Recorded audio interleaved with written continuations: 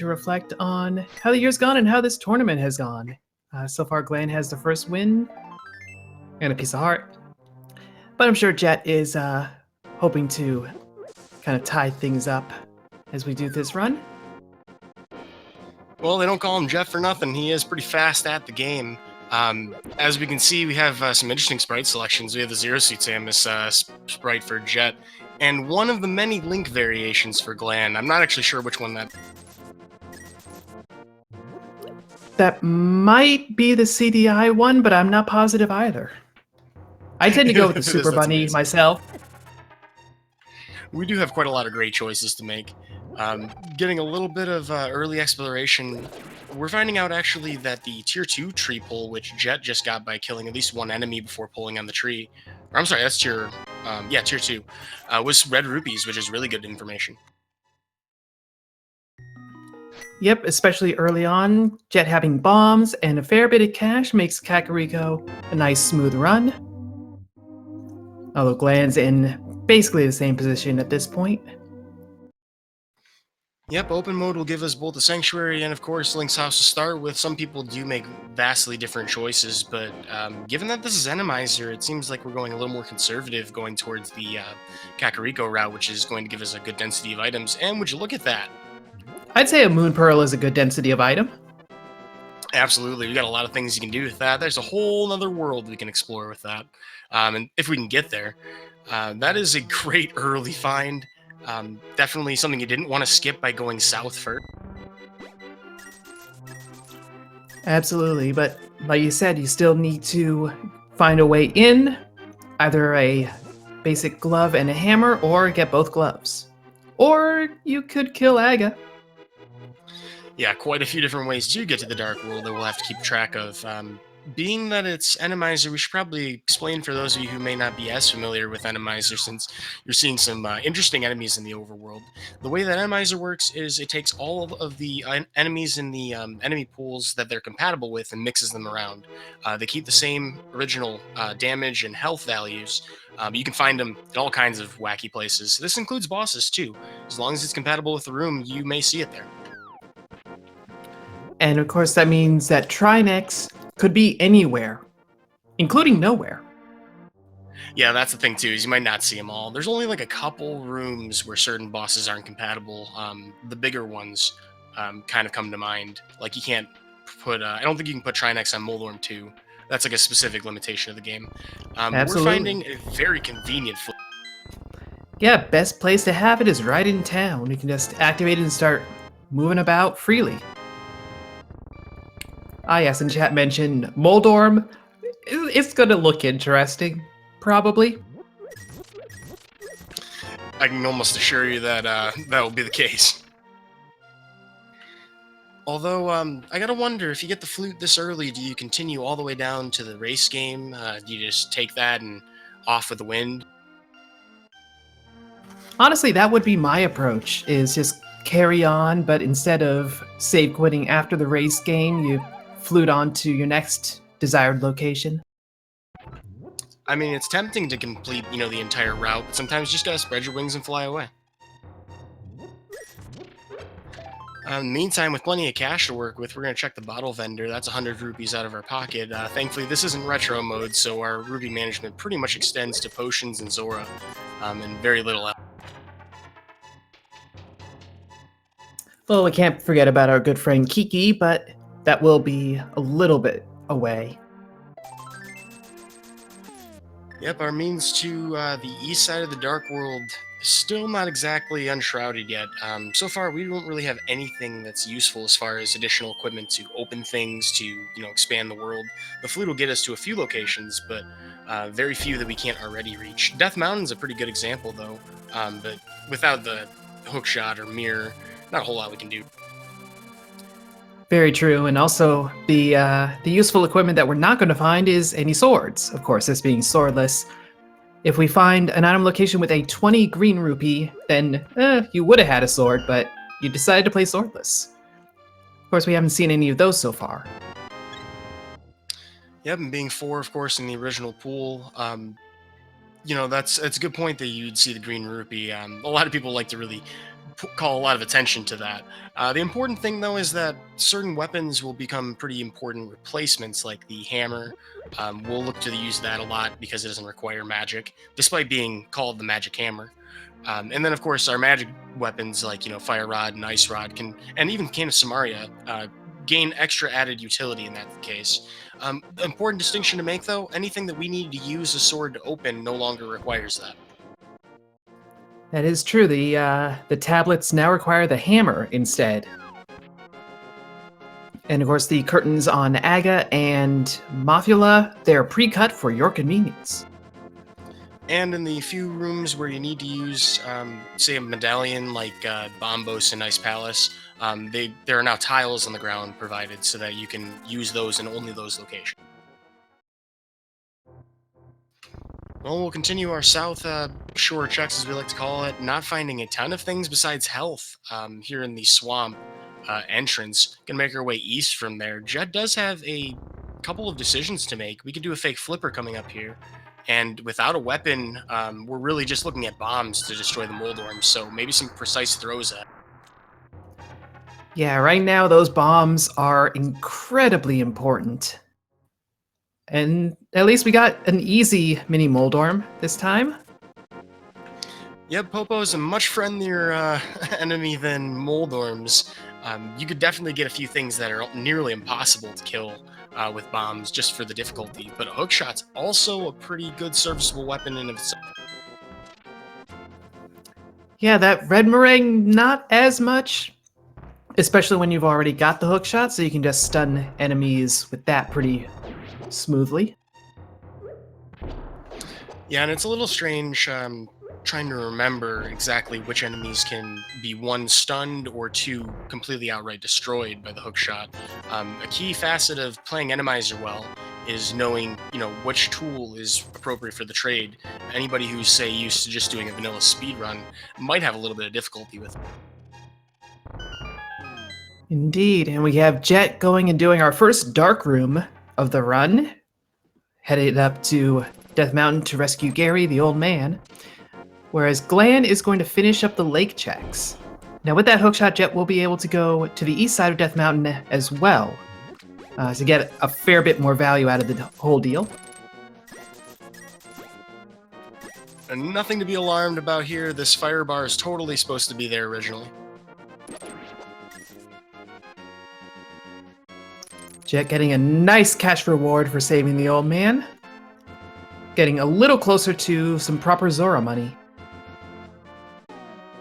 And after dodging a few fire bars and Igors, Glan is ready to find out what's in Ice Rod Cave, having spent quite a lot of time to get here. But if it's something of value, that could be really, really great advantage. With the flute, it's not as hard to get here, but still, it's time. That's not an advantage, unfortunately. And we don't have the boots, so we're not setting up a water walk here. If you wanted to go to Zora, this is probably not the quickest way to get there now.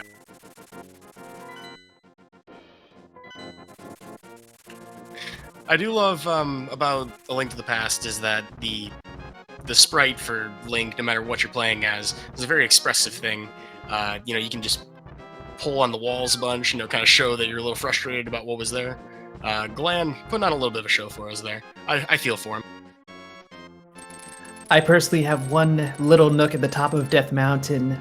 Anytime I'm playing Key Sanity, if I have to double dip Ganon's Tower, which happens, I'll just go into that little nook, tug on the wall, and kind of cry for a moment. Because you don't want to do that. One of the great things about what we're doing here on Speed Gaming is you can't hear the runners cry, and that's probably for the best of everybody, really. Here we have a very important cave here in the Death Mountain. 7 items in Paradox Cave. You may ask, why do we call it a paradox? Well, I'm not sure if you're going up or down this cave at any given point. And I don't even know if the developers know if you were going up or down. They just put the arrows on the staircases and assume that you're just going to figure it out. And we have a little bit of literacy here, and a little bit of blue cane. So that blue cane is a viable weapon in certain circumstances, along with giving you the invulnerability. And of course, the book means that we can go into Desert Palace, if we so choose. That's a good caveat to mention is that not all circumstances allow us to use the blue cane that way. We are playing normal mode, which is great, but you may have seen a lot in this tournament where hard mode and expert mode really nerf that item all the way into dust. So that's actually a very valuable find compared to other difficulty modes. That's a good point. That being said, we're almost out of things we can do on the mountain. We don't have a hammer to go west with, and this spiral cave, sometimes known as the Walk of Shame by some, is actually going to prove kind of difficult. There's a Hinox in there. Yeah, this is more of a walk of fear. Yeah, because normally you can use that hook shot and stun or kill. Well, actually, you can kill everything in the spiral. The hook shot makes that a little less shameful. Or the hammer, rather. Yeah, and talk about finding exactly what you need right in front of where you're going to need it. Jet's going to, well, actually, for a moment there, was considering a save and quit, and Glan spending a little less time thinking about it, because we can go to Hera right now.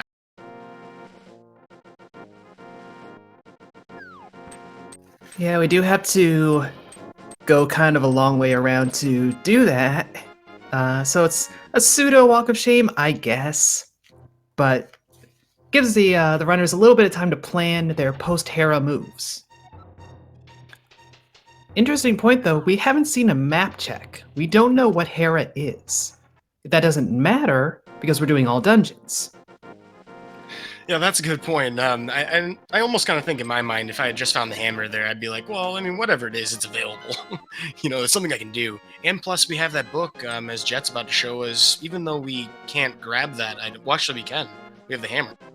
Yeah, and we saw that Hera is a crystal, so that's progression in that direction. We also saw that Eastern is the green pendant, so there's a possible bonus item there from Sahasrahla. And of course, if we end up getting all the pendants, we might end up with something on pedestal.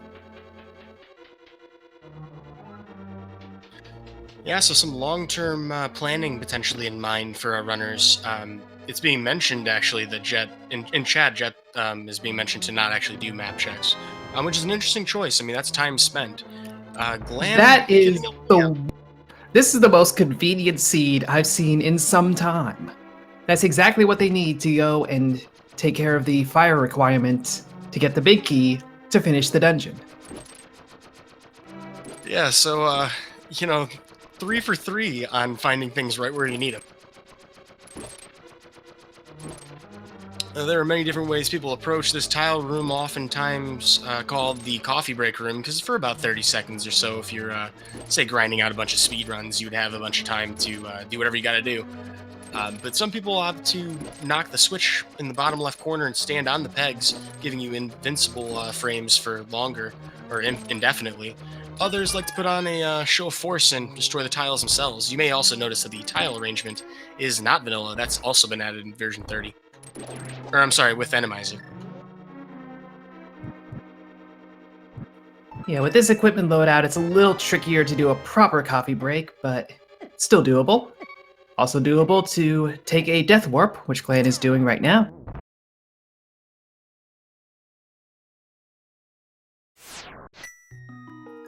Jet is opting to just run back to the start. And on a certain level, I think I agree with it, being so full of health. It does take some time, takes enough damage in that room. That being said, we do see the side-by-side comparison since they were pretty much, in the same room at the same time. Not really seeing too many ridiculous enemies so far. No, we are seeing these little helmosaurs that will require the hammer, but we have a hammer, so how convenient.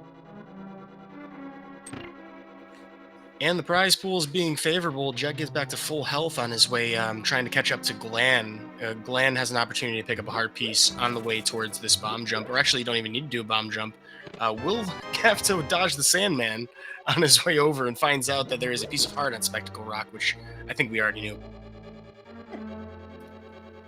Indeed, we also know there's a full heart container inside, and we haven't gone and grabbed that. I don't know that we will. Yeah, there's definitely a lot of discussion in the community about whether or not you should grab that hint, regardless of what the contents of that cave are. We may see divergence in that. And our very first boss of the day. It's good old Mafula. A fight that's much easier without a moving floor and aggressive spikes. Yeah, I'd agree to that 10 times out of 10. Glam putting short work to the moth. Not quite like a moth to the flame, more like a hammer to the thing in the sky. I don't know how he's swinging that hammer that high up. But nevertheless, both of them emerge victorious very quickly. It's a magic hammer. Ah, that's what makes it magic. Well, that's one crystal. Where they go next, they have a little bit of flexibility. That hammer does allow us to get into the dark world once we have a glove. Yeah, we still need at least one lift upgrade to do. Jet making the move over to Eastern, right by one of those portals. So if he does find you don't have it yet. If he does find a convenient glove, though, there's our Dark World entry. And Purple Chest is just good old money. So wait a second, are you implying that Sahasrahla is about to have a lift upgrade? No, see, that wouldn't be convenient enough. It'll be in Eastern. You're right, that is a little bit closer to the portal. And there's our first theoretical sword. And some nearly identical cash alongside it with some arrows. I think you're onto something. I'm pretty sure Eastern's going to have one. Nevertheless, that does seem to be the appropriate place for Jet to go, being right there and the opportunity to pick up some extra items. Glan, on the other side, is going to pick up the uncle, which he did not do before. And Jet is running into the annoying spikes that Mothula didn't have. Apparently they're hanging out at Eastern Palace today. You know, I mean, the whiz robes seem kind of flashy for Eastern Palace security, but I mean, the anti-fairy, I think they really got to step up their security budget. Like, I mean, look at this Death Mountain. That's significantly more secure.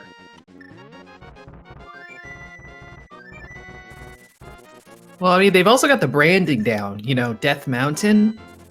That's you kind of have to invest in security at that point. Whereas Eastern Palace, like, what's scary about the East? Not a lot, really. Those staircases are pretty long. That takes some time.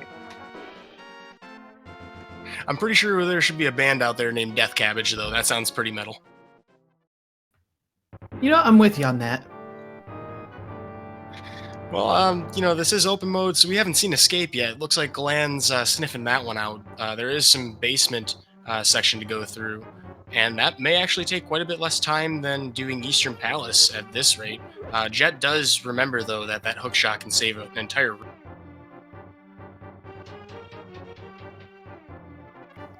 Yep, and it's likely that Glan will take another Death Warp to get out of here, lacking the mirror. Never mind. No way. Well, on the bright side, that we are 4 for 4 on convenience factor. I feel like as far as commentator curse, we're the ones being cursed. Well, I mean, that's the thing that stinks about that, is that would make the race a little too fast. Well, there's still hope for that lift upgrade. We don't have a bow, but we might not necessarily need a bow. This is Randomizer, so the boss is actually worth checking regardless.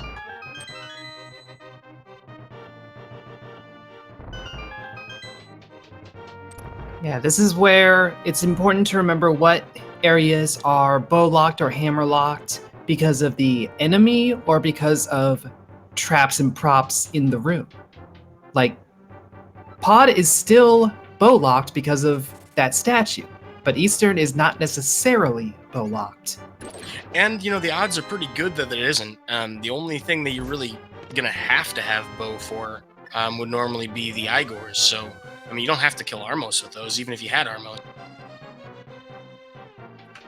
Something important to distinguish about Randomizer, for those of you who haven't played it, it will never, ever put a item-locked enemy in a kill room to the point where you can't access that. So you're usually a pretty safe bet to get past rooms that had mimics or Igor.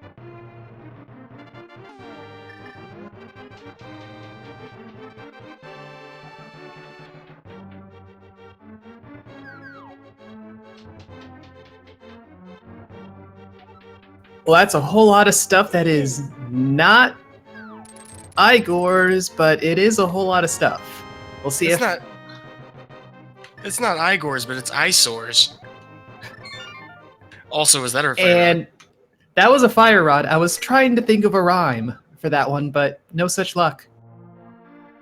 Well, you can't take that fire rod to pod, so I mean, that's about all I got. I mean, unless Trinex is there. Hey, actually, that does sound kind of probable. That is a valid Trinex room. Any sort of single room boss room, like Oh say my- Eastern. Ooh, I can't blame Jet for that death at all. That was Who could? brutal. Oh, I wish he brought out his Blue King. I mean, that's like you don't expect to find Hinoxes and Dark World enemies all throughout that room, though. I mean, whose natural reflex to that is, oh gosh, invincibility now. Well, I suspect it will be the next time Jet gets up there, because that's really your strongest way of approaching that room. I mean, he had the right idea with Hammer if you're going to just go for straight killing him, but oh man. And that's kind of what I was saying earlier about the Cane of Berna being pretty useful in Randomizer, especially swordless. Well, I think the appropriate way to, fill out this boss for the room behind them has got to be something easy. I mean, come on, let's be fair to the guy. Oh yeah, Vitreous, no problem. Well, both of our runners are now in Eastern Palace. Do or die for Jet, so Jet's going to choose, hopefully, to not die this time around.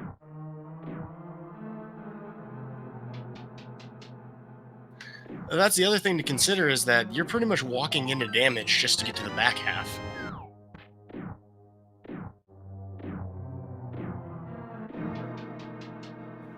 Yeah, for all the security and safety of Randomizer logic, it cares not for you taking damage.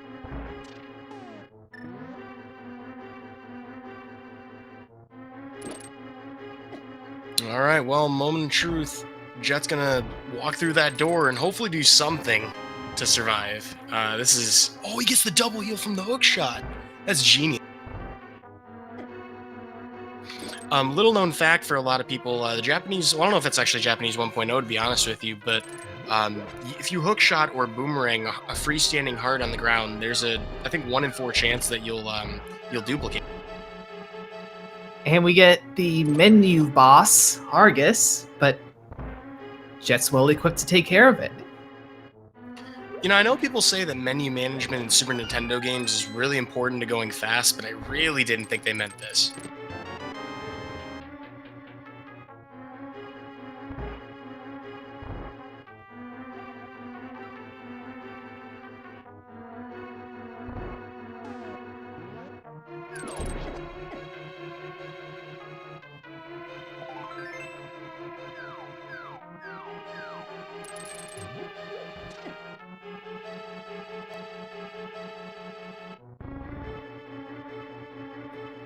Looks like Jet is gonna get a nice clean phase 1 off of Argus.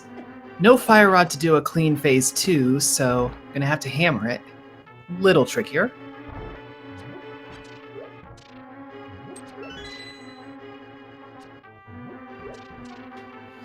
Well, all things considered, that went much smoother. Jet having very little difficulty, literally taking no damage. Very impressive fight. Now we'll get to see if Sahasrara has that first lift upgrade. And if so, I'm just going to go home, because this seed.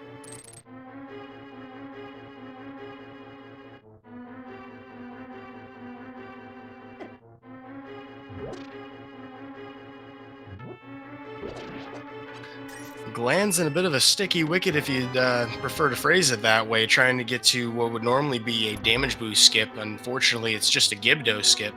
Down to about only 4 hearts of health remaining. About to be in for a rude awakening for that back half. And a Lionel in the desert. At least it's slow enough and wide open enough that it's easy to dodge. No, so Hospital just had a big 20, so the seed is not being hilarious for once.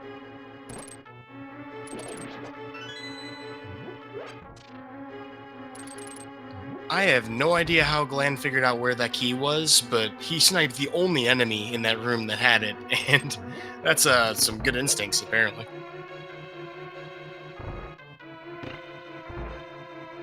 Yeah, you need to get a good visual sense of where the enemies spawned, but with the size and shape of some of those enemies, it's like, I don't know which one that really maps to.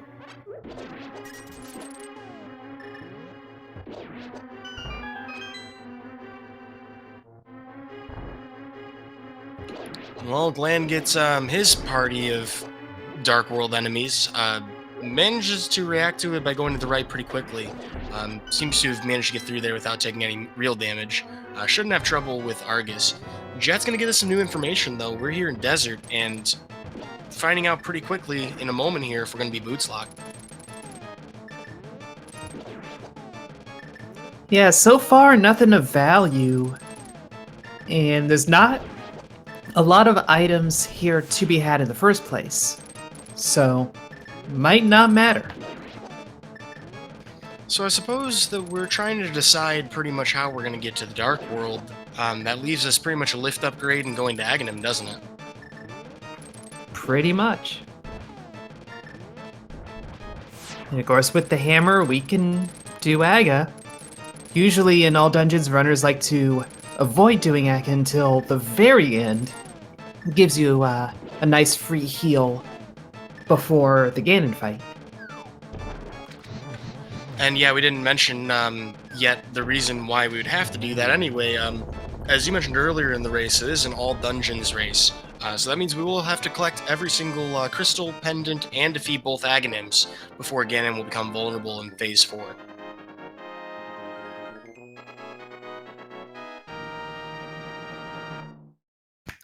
Yep.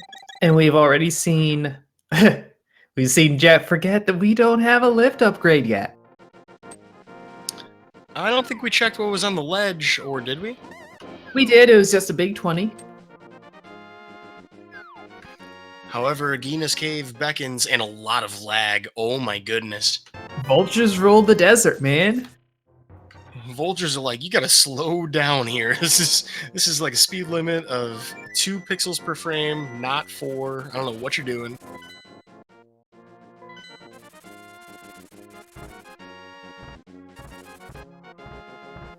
So what does our cowboy friend in the west have for us today?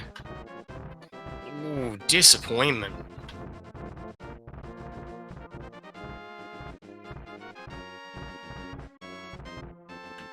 Yeah, we're really running low on locations here in the Light World. We have committed to all 3 dungeons in the Light World and have not been willing to commit to Aghanim yet.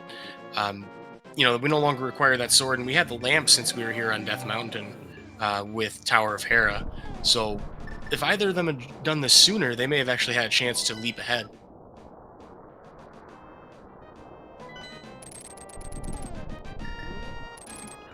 Also, I don't know if we saw Glan do the back of escape, which normally runners will do by save quitting to Sanctuary and then picking up the stones in front of the tomb, but you don't have to do that. I don't believe. And while Glan was on the way back up to check this tablet, we did get a very brief Dark World map check. What I caught was that Skull Woods and Turtle Rock were 5-6, and Crystals and Misery Mire is the last remaining pendant. Yes, and Jack corrected me that no, Glan did not find a key, so the key is in the escape basement, so we do need a lift upgrade for those 3 chests. My bad.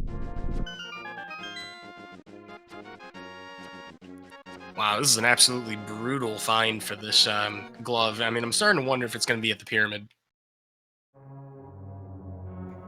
Yeah, I'm starting to think so. I mean, We we may could have still to do find an it if early we want. aga. Or even, what, Hype Cave? I mean, there's actually a lot of Dark World available. Um, we're certainly not limited yet, and there's a couple Light World locations with that mirror that Jet just found, that Glenn already had, that we will be able to check once we do commit to going to the east side of Dark World.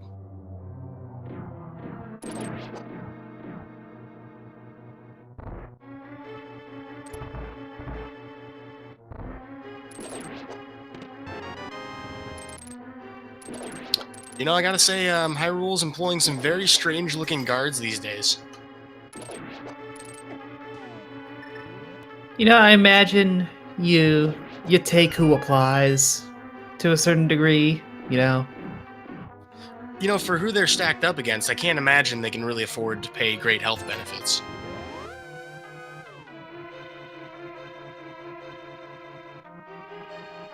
So, we saw Glan do this basement, I believe, right? Correct. Okay, and then yeah, because we're still locked to get to the back half, or no, we can we get a key here, don't we? No, Glan did not find a key, unfortunately. Oh, that's double brutal. So we're still glove locked. Still glove locked on pretty much everything remaining. This is looking like a strong aga need.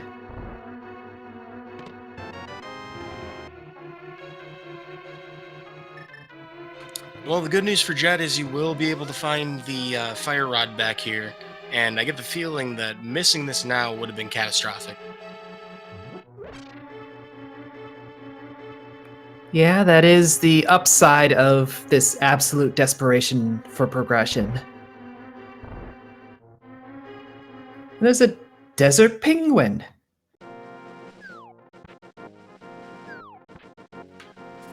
Orange, you're glad he wasn't a Beamos. Orange, you glad. But we'll find more explosively disappointing results with our favorite cowboy friend in the West. Glan's probably gonna consider that Aghanim play. I just can't think of anything else beyond that. Giving Jet approximately a 2 or 3 minute lead on him.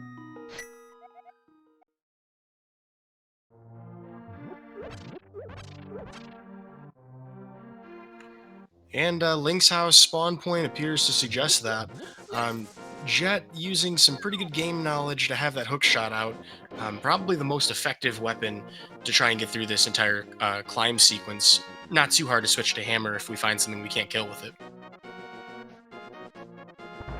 Of course, for those few rooms where you do have to kill everything, a room like this, you can just stun your way past. There's actually not as many kill rooms in Aga's Tower as it sometimes feels like.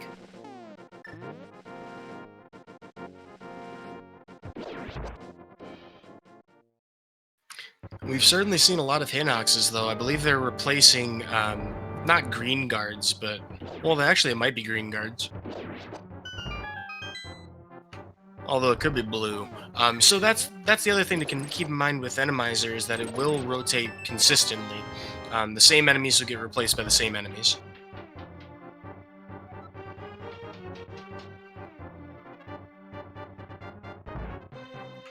Here comes another hint tile.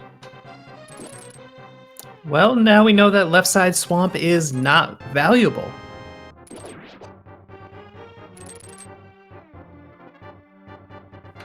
And Jet moves on to the Circle of Pots room, wisely choosing to switch to his inferior boomerang, but hey, it's a boomerang, and cruises right on through there. It's kind of nice to not have to rely on RNG in that room. Oh! Whoa! That is one of the world's worst wall masters. Oh, the turntables.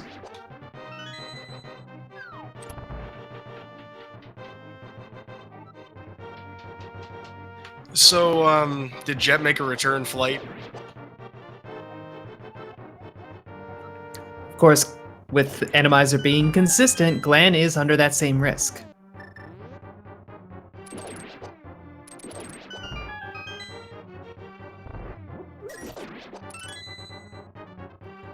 Today I learned that you can use the hookshot instead of boomerang in the Circle of Pots room. Nice one, Glan.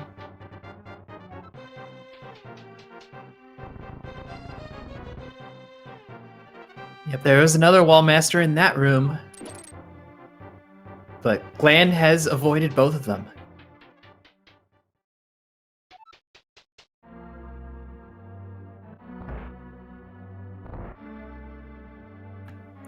So yeah, Glan is going to have the early advantage as we see how many blue balls Aga 1 is going to send our way.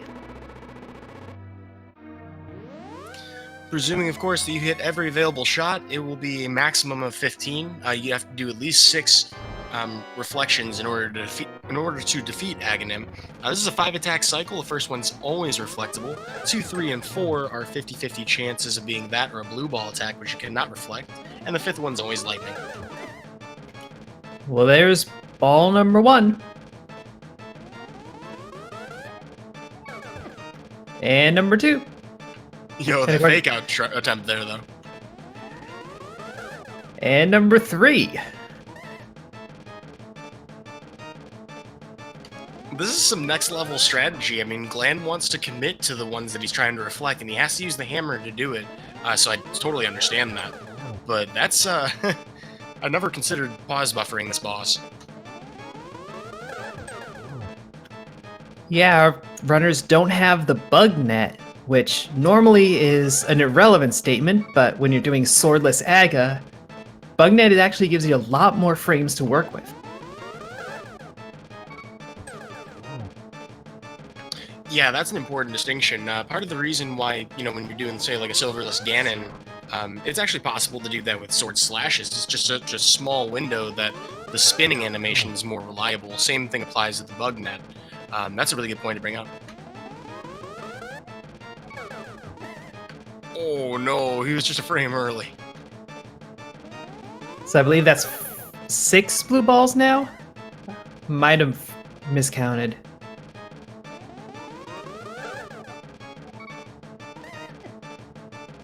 Either way, we're in the high single digits.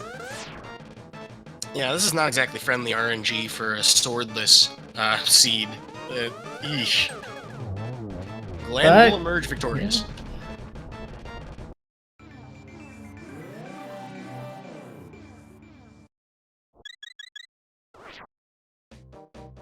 Now let's see if the pyramid is going to be our friend or if it's going to be deeper in the dark world.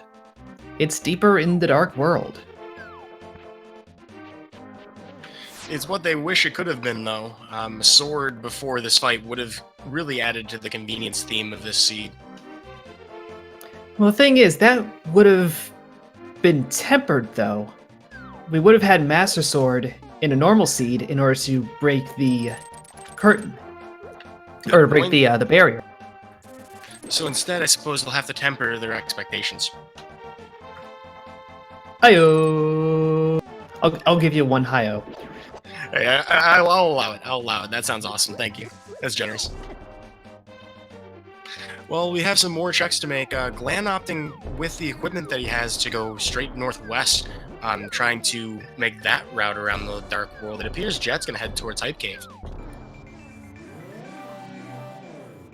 Yeah, honestly, Glan making these checks, these are a little less convenient normally, so doing them now, getting them out of the way is not a bad idea. Unfortunately, it's not quite worth it yet.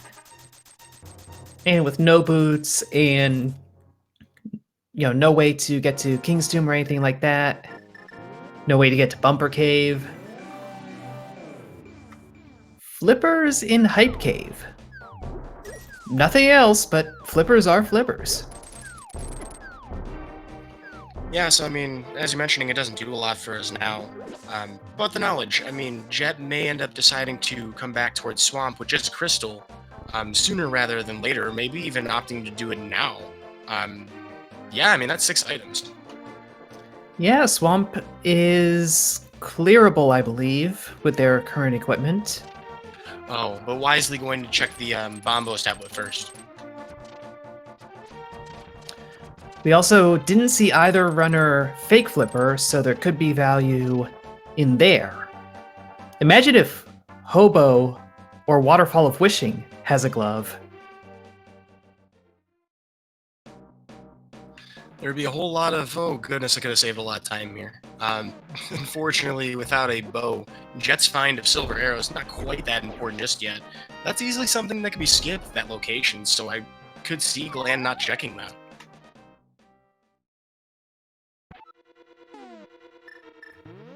Yeah, and silverless, swordless Gant. Is that even possible? Probably is, but... It is. The frame window is minuscule. So it's possible for certain definitions of possible. Ooh, Glan trapping the spike in a very sad way, but can just hookshot to the skull and skip across. It was a pretty awesome reaction, all in all. Finds a small key, so we'll be leaving the bouncy Gibdo alone today.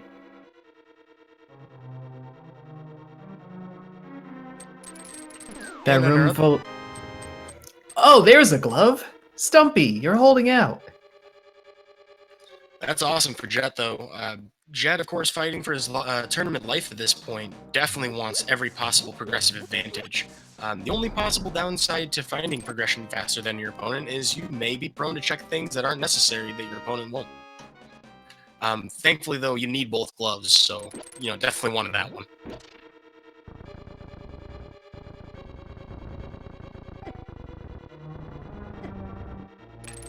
And Glan here with the fire rod means we can get into the Mothula spot, but that anti-fairy got into his spot. He said, no, this is the place where we're at. We live here now, and you die here now. Talk about all the unlucky placements. Like, I know they follow a very set path through the room, but come on. Jet finding our first medallion. Again, those can only be used to open up dungeons, and bombos can be used in Ice Palace in specific locations. So it's entirely possible we won't need Ether at all, but at least we now have a 1/3 chance of opening up T-Rock or Mire. Yeah, and we do know that we definitely need Turtle Rock. Mire might not be necessary. As far as we know, there would only normally be 2 items there, so I think both of these runners... Oh, of course, it's all dungeons, I'm sorry. It's all dungeons, so... But It might not be necessary to... Might not be necessary to get to Ganon's tower, but we do need to do it eventually. Kind of interested to see Jet take the death there. I think he was attempting to pull the tree to get some apples.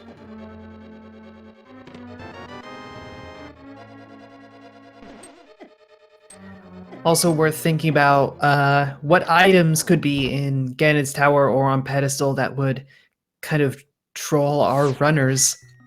There aren't a lot of options, though.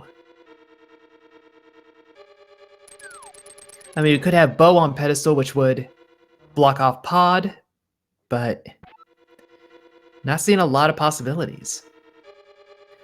We are seeing it. Go ahead. Sorry, go ahead. Well, one of the things that could be the very worst case scenario is if we had, say, Trinex at, like, Lamolus 2 in Ganon's Tower and we didn't need Ice Rock for the entire seed until then. That's, like, the worst I can imagine. That is very true, especially since that's a fair ways up the gauntlet. Not all the way up, but enough that it's like, you're not going to want to have to redo that.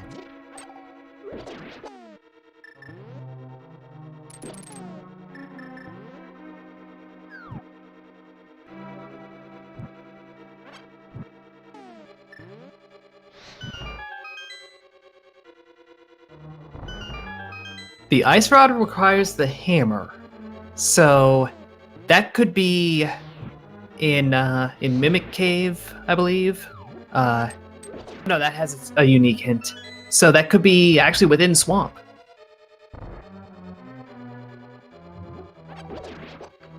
Yeah, that's the important thing about the hints in version 30. One of the newer features to the game is that can break open where you would normally be going to. Um, the bow in Swamp Palace may also be of interest to Jet, as that may convince him to head back towards the Palace of Darkness area. We have a vanilla Mothula, so that's the most annoying version. But Glan has handled it. Didn't even need to use the fire rod for it. Yeah, I gotta think that's probably a fight that Glan's practiced a little bit.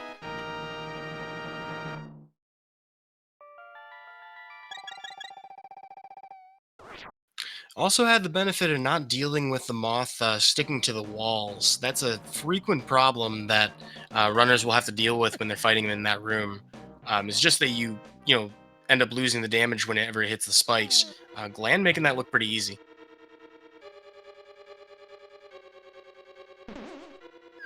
Yeah, Mothula's base room is a bit oddly programmed.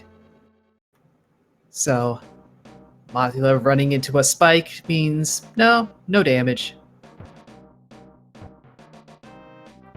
As No, we I saw don't- earlier, that's really what makes Mothula difficult, is just the room. Yeah, certainly a lot easier to deal with than Tower of Hera. Didn't we find out earlier that the left side of Swamp was pretty much valueless? Well, considering how much value there's been in the rest of Swamp, that's not a surprise. We just got the Ice Rod. Yeah, certainly a welcome find. Ice Rod, normally in the vanilla game, or not the vanilla game, in regular randomizer, outside The of that, vanilla randomizer. what would you even call it? I thought the term Outside was French vanilla. Hmm. I don't think that works here, but Unfortunately for Jet, not having any major issues with that chain chomp guard in the hallway. That was probably one of the ruder places to put one, in my opinion.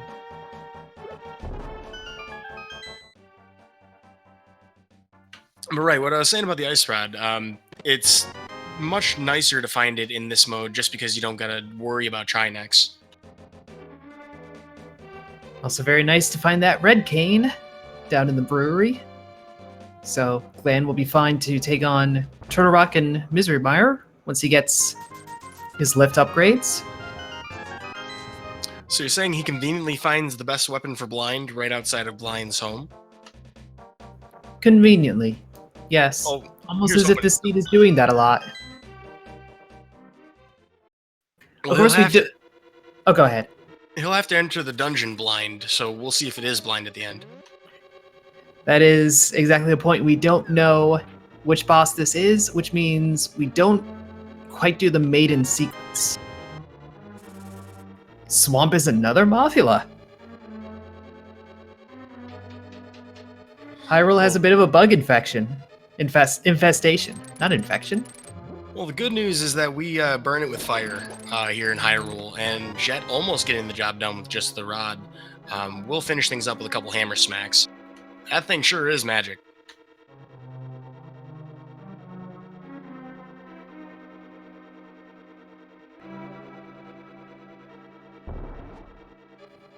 Getting quite a few big spikes, and yep, it's the CDI link, because there's the king.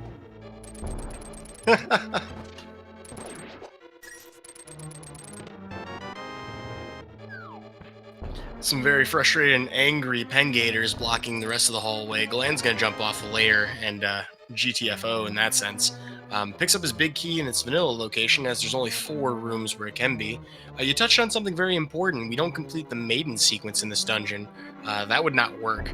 But Glan will be able to check the boss right now if he wants.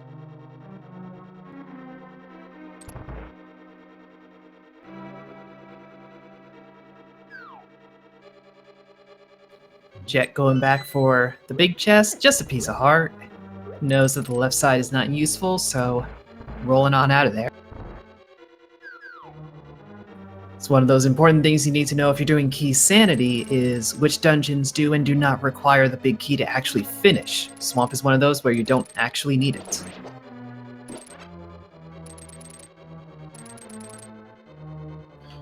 And Glan's Hellway today proving to be relatively friendly.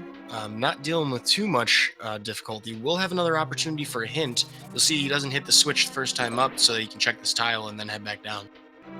And now we know where the boots are. I believe we had another hint that points us towards Ice Palace. I wonder if Glan's going to head there next.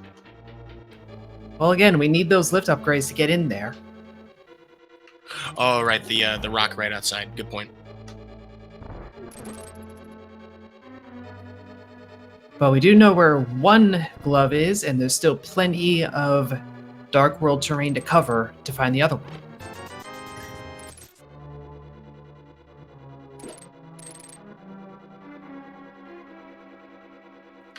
Honestly, I think my favorite part about this dungeon, Thieves Town, and Enemizers, you don't have to bomb the floor.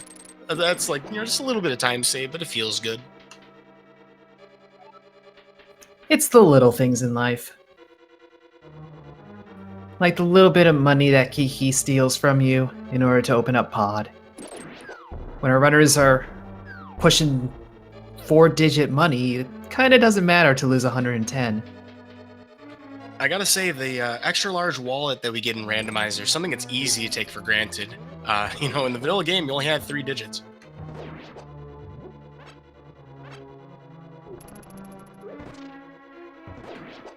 Glan dealing with some very conventional guards here in Thieves Town.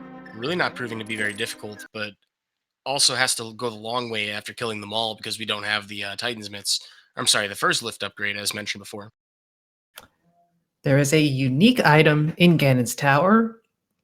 We don't know which one, we don't know if it matters, but it's there. Yeah, that's something to distinguish as well. Unique items are quite a large pool of items, just things you're not going to find more than one of in Hyrule. So sometimes that's, certain. I don't remember if a bottle counts as a unique item or not, but No, I don't believe so. oftentimes it's not that valuable. Yeah, it could be basically any of the items that we see on the tracker, swords, shields, and bottles aside, or tunics. I believe there is one junk item, the lone arrow, that qualifies as a unique item.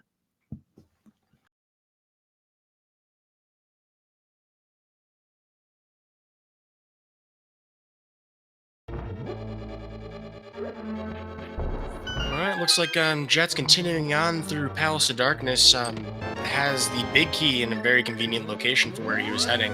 Opts not to use the hammer to jump down and will instead loop back around through the center of the dungeon. And we have a vanilla blind, the one big sad part of Randomizer with the boss shuffle. We don't get to hear his pun. Yeah, that is a loss. And it's the only time you ever really get to fight blind in the dark. I'm just going to point it out here, though. We are 6 for 6 on conveniences for this seed. Oh my goodness. Because we did find that red cane just outside of here. Yeah, and Glan making it look very easy on how to handle that. Also, we didn't see it very much earlier, but Glan had to kind of take the long way around because with no lift upgrade, you can't pick up those big rocks that you would normally use to kind of sneak through the basement a little faster. But obviously, you don't need a lift upgrade to pull open the front of Thieves Town, which is something that doesn't always come up. Moving onwards, Jet with his silver arrows still equipped, because it is a really powerful weapon.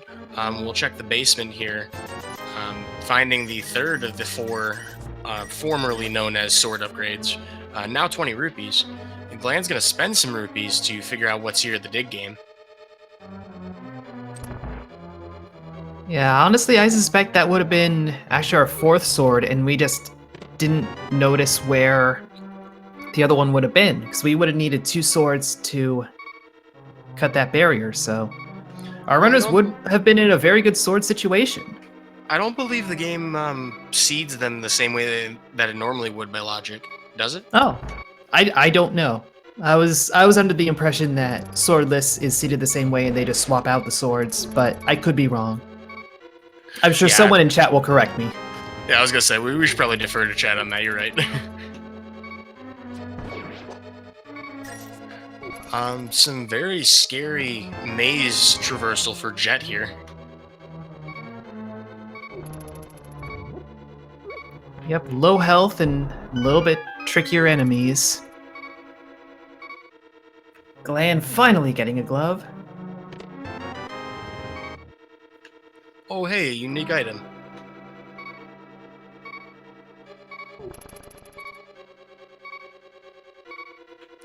Looking like Jet wanted to take the 4 hearts of damage and the fast travel back to the entrance of the dungeon, not finding much. Jet will almost certainly go for the boss, though.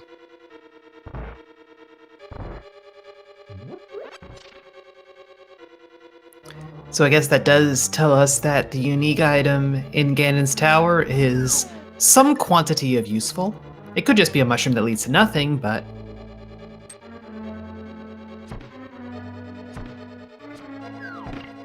chat pointing out that because of the hammer value alone, it's very unlikely that Swordless is seated the same way. So, fair point.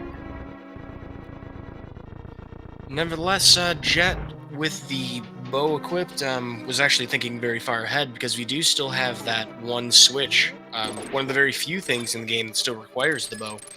If it weren't for that, it actually might be possible to do an all-dungeon seed without it.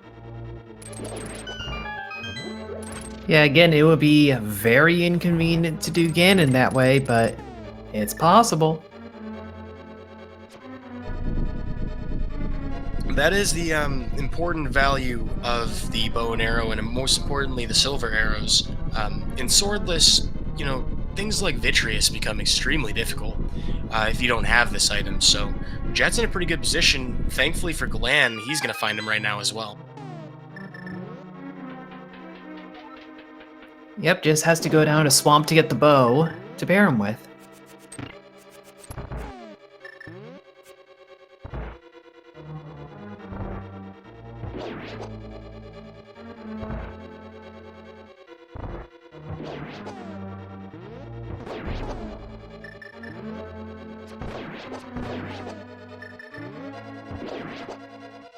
So yeah, Jet definitely having an edge on items, but Glan is about to tighten that gap a fair amount by going into Swamp.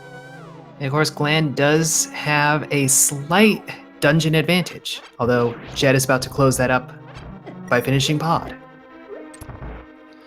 Yeah, for those of us joining us just recently, as we see the boss for Jet here in Palace of Darkness is going to be Lamolus. For those of you just joining us, we had a pretty straightforward seed for the two of them, eventually culminating in Aghanim, and from there they took different directions in the Dark World. From there, pretty much just been cruising and clearing everything they could. Not a lot of easy ways to tell how far apart they are. And there's the remaining glove. Well, that might just tip the scales more in Jet's favor then.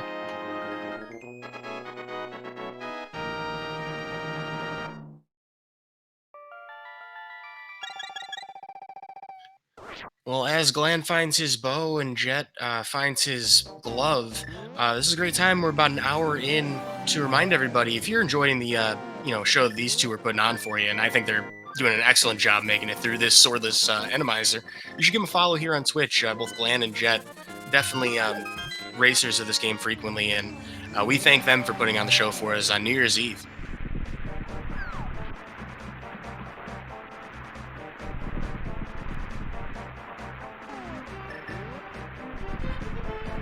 And another quick shout out to Regaro for doing the tracking behind the scenes.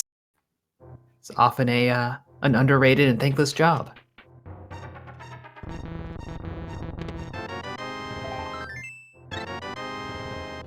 Certainly a lot of diversions to keep up with for him.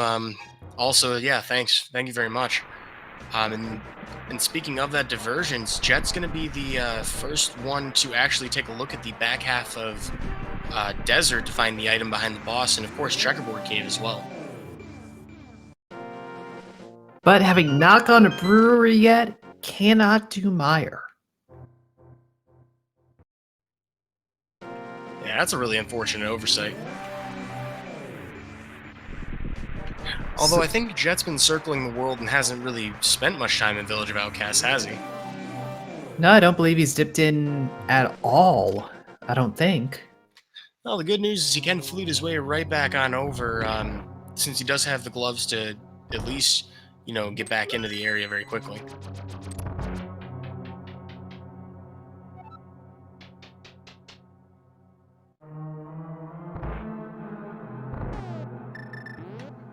Looking like the Chain Chomp guard proving to be a little more difficult for Glan.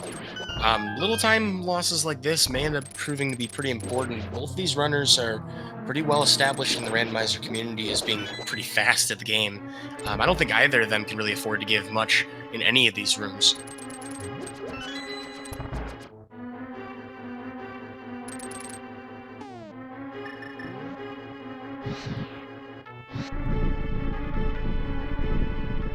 Someone in chat joking about expecting Jet to go into Lord Norfair from Misery Mire, referencing the crossover randomizer. And considering Jet is playing as a Samus sprite, I kind of want to see a Super Metroid with a Link sprite.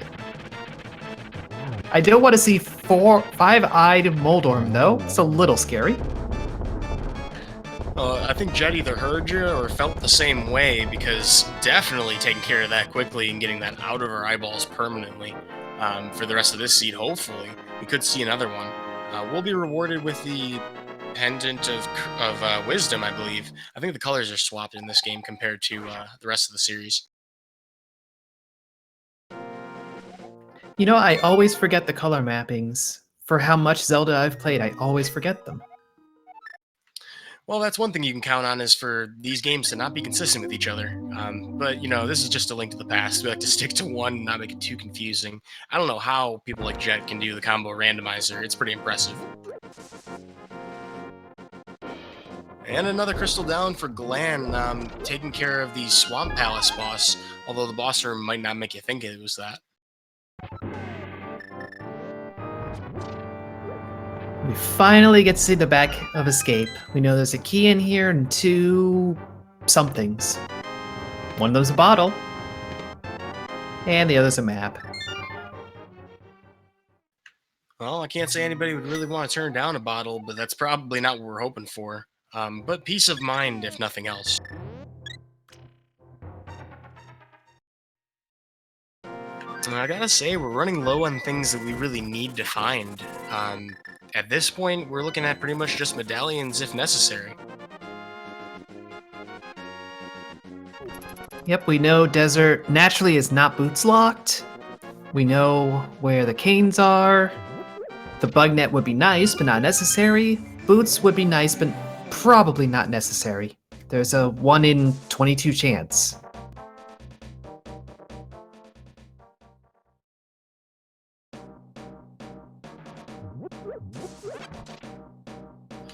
Well, Chad is rightly pointing out that we have not seen the sick kid yet, as we did not have a bottle on our first pass through, and would not be surprised to see anybody forget that, or maybe the hobo or Zora. Given how many things that we've had so early on in this race, yeah, there's still a lot of places that we can still orphan.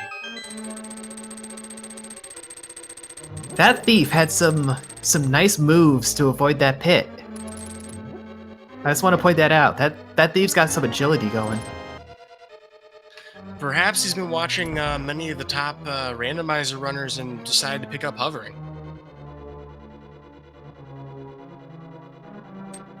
As is customary for Palace of Darkness, we'll pay the monkey Kiki 110 rupees, 10 just to follow us, another 100 to open the door. Glan making sure he doesn't lose Kiki, as that murderedactyl would have forced us to walk back to his spawn point and pay another 10.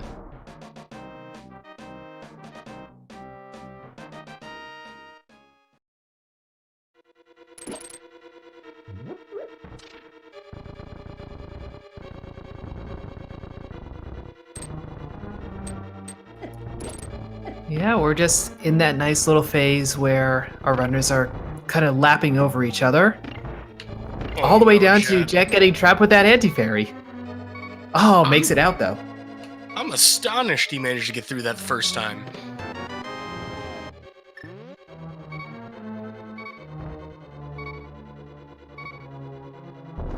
Gonna go snag the magic refill.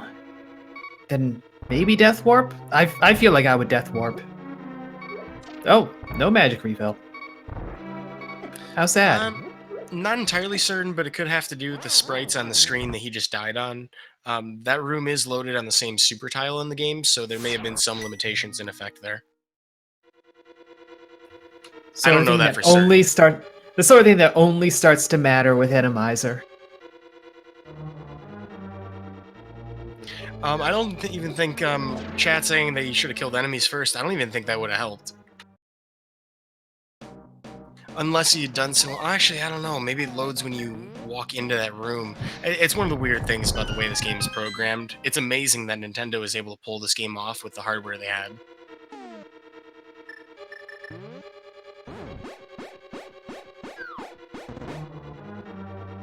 Okay, so we're getting some confirmation from chat. If you had simply cleared enemies before walking into that room, that would have made a difference.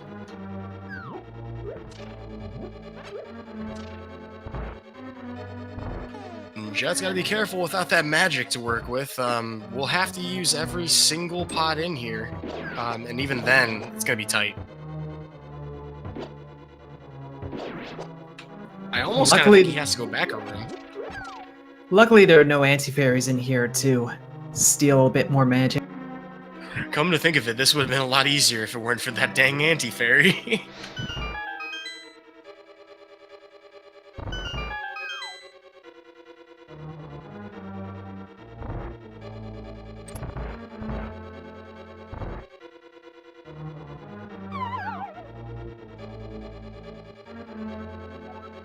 And time for that vanilla moth. To answer a question in chat, all health and damage values for the enemies are vanilla. That is a setting that you can change in Randomizer, but we don't in tournament play. Yeah, there are settings in Randomizer that make the game even more ridiculous, including the palette swapping. And I think the only reason we're not doing that in this tournament is because your eyes might bleed, particularly looking at two racers doing that. Some of the colors are not friendly for audiences, just for general viewing pleasure. Yeah, when it comes to the Link to the Past Randomizer tournament, the only people that we want to see in pain are the runners. Speaking of pain, Jet here committing.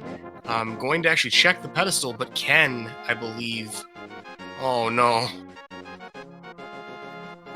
Doesn't have all the pendants, so can't get what it is. A rupee hoard.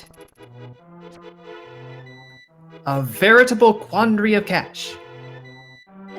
Yeah, and 300 of them, certainly not of value to us now. 945, I guess, ironically, not of value to us, seeing as it is literally cash. With that, we're going to take a Dark World portal here at Kakariko. Glan, on the other hand, has a hammer yump in front of him he's going to do, opting for a 2-pixel perfect bomb placement and link placement in order to clip through a rail sideways and cross a gap at the same time. Having a little bit of difficulty because of the enemy on screen right now is having to make some very careful movements.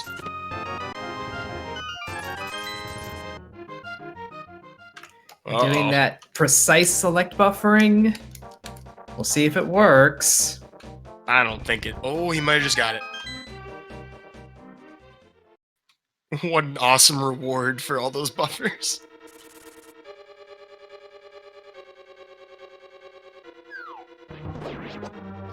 You may be asking, why was he pause buffering so much just for a couple of pixels? Part of the reason that that's difficult to do in the first place is the way that Link moves. When you're starting a movement north or west, you start at 2 pixels per frame and alternate between that and 1 pixel. When you move east or south with Link, it starts at 1 pixel and then alternates to 2. You have to kind of use that to your advantage to position Link perfectly. Pause buffering, as long as you don't use like 80 of them, still saves you time.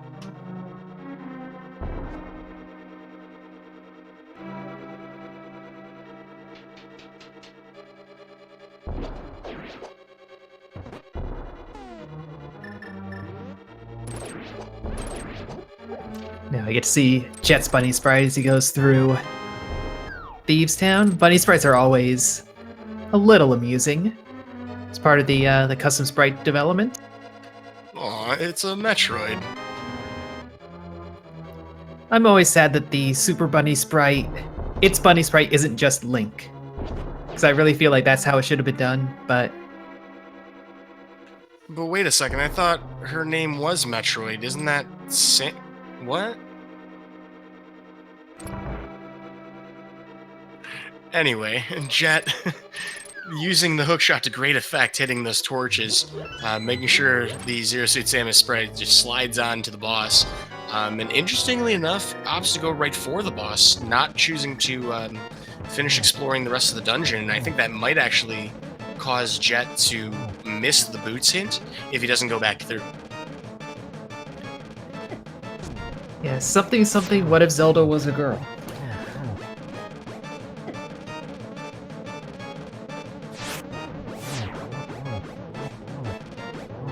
All I know is that blind is toast. Jet making really quick work using that blue cane. One of the faster, even if not a little bit laggy, but one of the faster fights that you can do.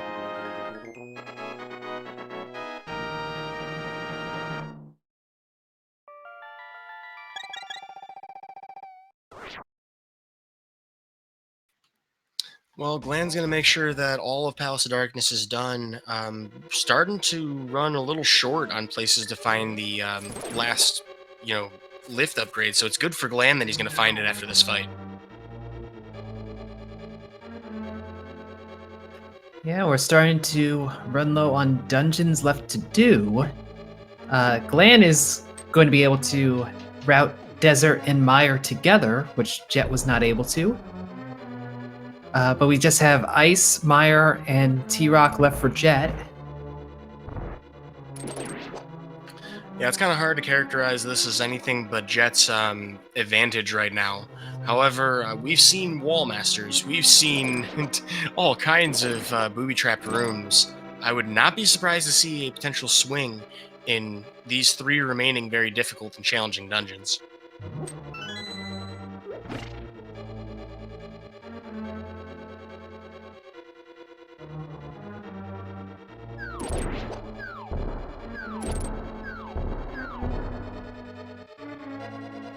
Yep. Glan with that lift upgrade gonna head straight to Ice. And Jet gets a little bit of a shortcut here in the Thieves Town basement. We'll be able to go directly to the Maiden Cell to find the item there, instead of doing the long way with the kill rooms.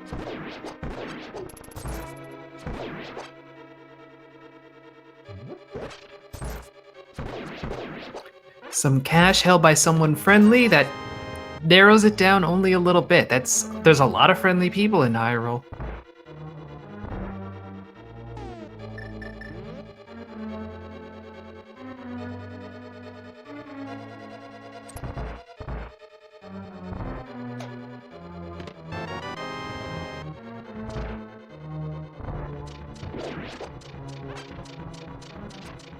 And a lot of unfriendly rooms, like this icy Hinox room. Fortunately, all the bombs that they've been throwing around have been taking care of other enemies. Yeah, it's not too often you get to rely on other enemies to do your work for you. Yeah, Legend of Zelda not entirely known for its monster infighting, but with the Hinoxes, it does happen. Glan probably wishing some monster infighting was happening here instead of having to deal with all of that. Yeah, that's a pretty difficult room. Oh my goodness.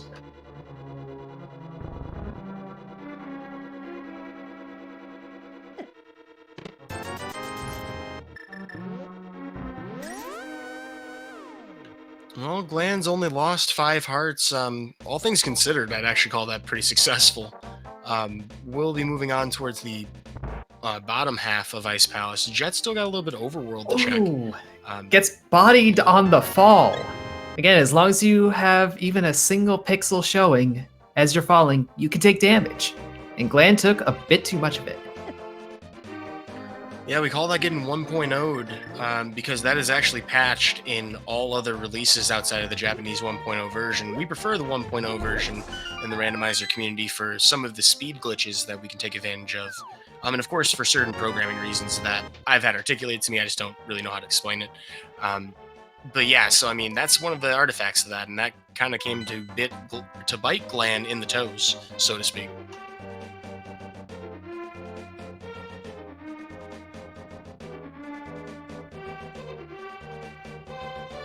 And Jet is going to go and pick up Jeremiah while we're on the way. We know that doing the second half with the purple chest is not valuable, but this might help. Yeah, even though we're pretty low on things that we require in order to finish the game, at this point we just got to kind of see what Turtle Rock is. It doesn't hurt to have, more mail, to have, any kind of, maybe even a better shield doesn't really hurt. It's not time we want to spend for that reason. But all of the, upgrades that we can find are still of value to us. And of course, there's always that good bug net.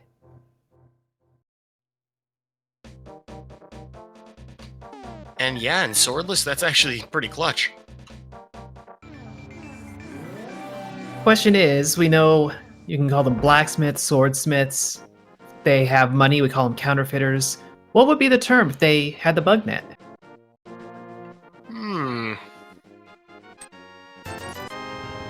Thankfully, not something I need to have before they check the item, because it wasn't that, thankfully. But gosh, I can't think of that. Netsmiths? Weavers in chat, that's a good option. I imagine a bug net would be woven to some degree. Let's go with that. I like weavers.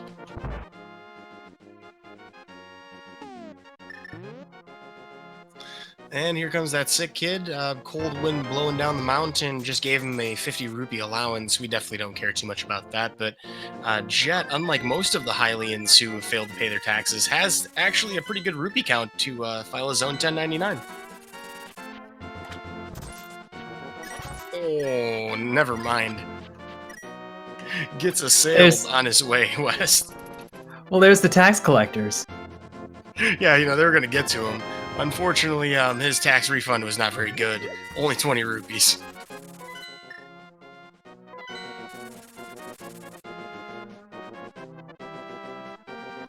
I'm actually kind of surprised to see Jet committing to so much overworld, having been able to go into Ice Palace sooner. This may be a consequence of, I don't believe he saw the boot hint earlier.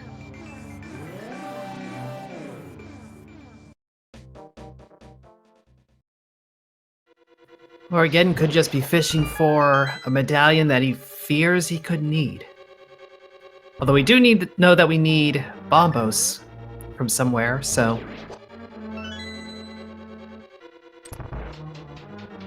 Oh yeah, that's a good point. Bombos definitely required. That could actually be our GT unique item.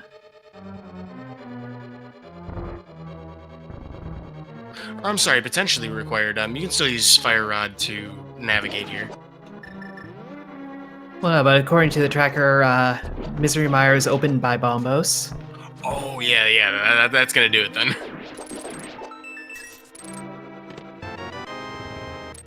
But yes, you can use Fire Rod or bombos to get through Ice Palace. Even in Swordless, like I said, they have the little tiles to make bombos possible. Yeah, that can be kind of weird to look at the first time around. You almost kind of feel compelled to do it even if you don't have to. Because it just feels like, normally you have to do that to open Turtle Rock or Misery Mire, and you're like, well, it's there. To be honest, though, I'm just glad that, they didn't have to. That's a lot of waiting just to see that animation.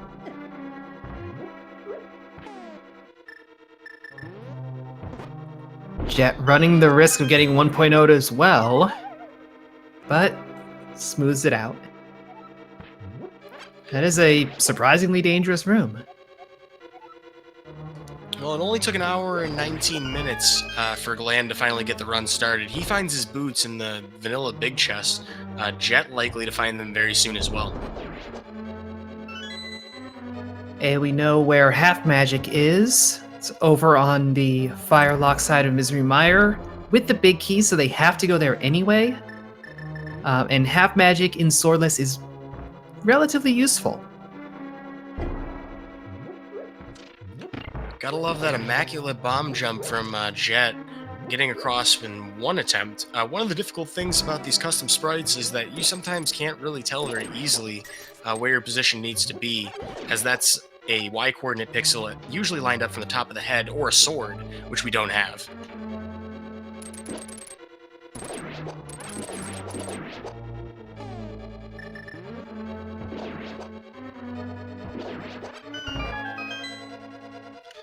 And here comes a very cold Argus fight. Thankfully, we will not have to use any kind of fire rod unless we want to in the second half of this fight. Those puffs looking a little bit chilly right now. Maybe ice puffs, or what would those be? They're like little tiny cold stairs. Dippin' Dots, that's what I think. Ooh.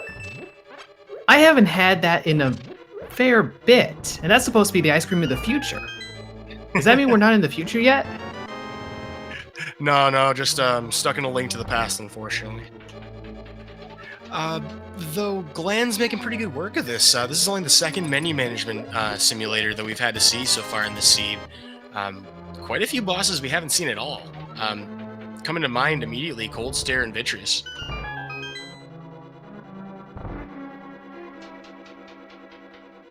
Yeah, we also haven't seen Helmasaur.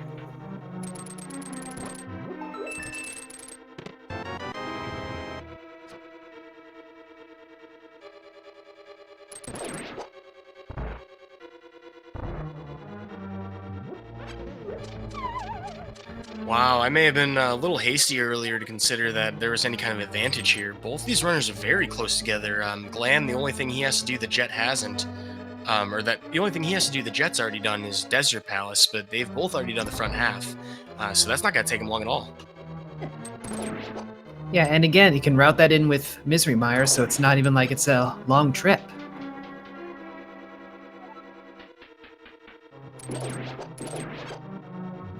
Oh no, Glan misses his flight. Left with his hands open at the gate. I thought he did that because he decided, no, let's go check Hobo and all of that first, but no, just showing off a little too hard. I'm pretty sure he thought he could check all of his bags, and it just didn't work out that way. He wasn't willing to pay the fee, decided to just bail out. Well, he does make his way over to some of the overworld checks that we have seen Jet do, as Jet did have the Titan's mitts in a different order. Or no, I'm mixing that up. Yeah, Jet's already been through here. Yep. And Glan apparently didn't have the knowledge that we needed Bombos, so won't be able to route it in conveniently. Gives Jet a little bit more of an advantage.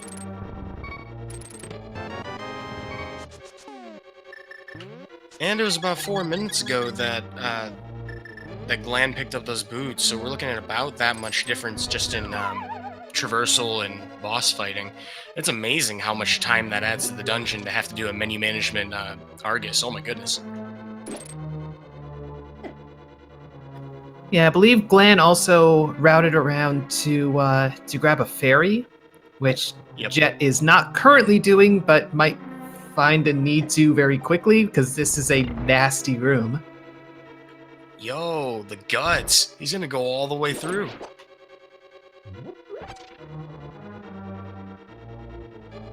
And chat pointing out that we did have Samaria available. Jet may look back on that moment and not be happy with himself.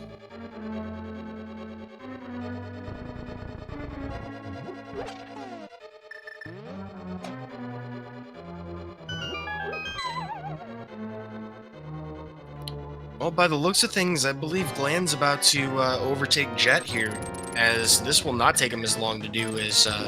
this wasn't Argus 2, was it? I believe this was another Mothula. Oh no, this was the Moldorm. The terrifying Moldorm that we tried to remove from our brains. Well, we'll remove it from the dungeon at least. Glan making very short order. It only takes 3 smacks with that magic hammer to hit him and erase him completely from our memory, hopefully. You know, one thing I have to say that I'm impressed by with both of these runners is their attempts to try and get as many puffs per cycle as possible. Jet had gotten through most of the first part with getting doubles, and opting to use singles to finish off the first phase here, but I think both of them only had 2 cycles total for their first phase. That was pretty good.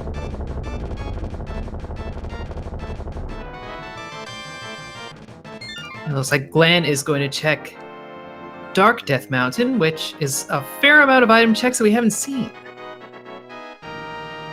Yeah, come to think of it, Hookshot Cave, yeah, there's a lot of items available to us right now. Yeah, we've got Hookshot, we got Spike, and we got Super Bunny.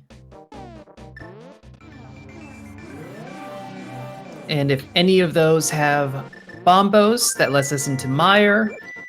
And if any of them have whatever the T-Rock medallion is, if it's not Ether, then we can get into there too.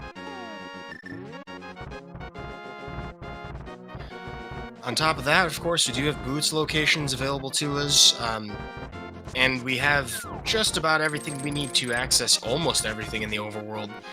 We could use a cape, I suppose, if we wanted to check Bumper Cave, and I don't think anybody looked at it on the way through. I might be wrong on that.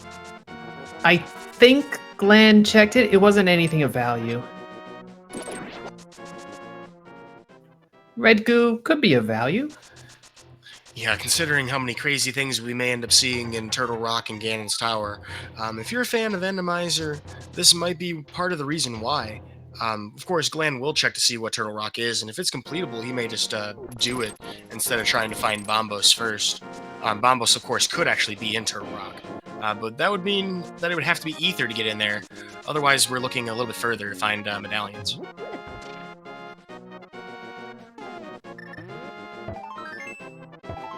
Glan, a little bit of mismanagement in Hookshot Cave, has to reset the skulls. It is Ether to get it to T-Rock, so that's open up.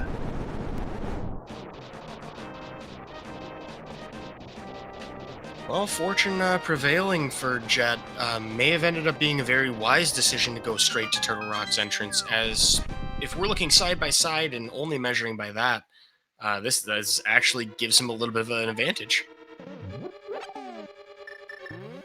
There's a very late hint for probably the Fire Rod.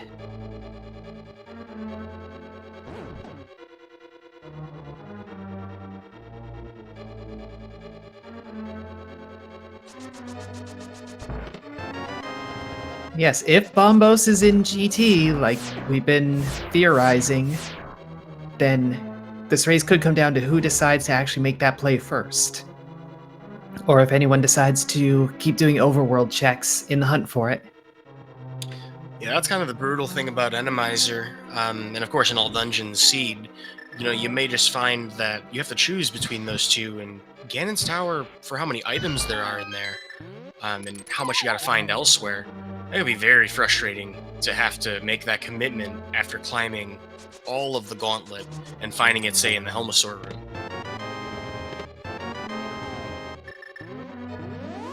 Yeah, that is one of the fun parts of Entrance Randomizer, if you ever run that, which is not part of this tournament. But Ganon's Tower can be anywhere and accessible at any time, and there's a lot of item density in Ganon's Tower.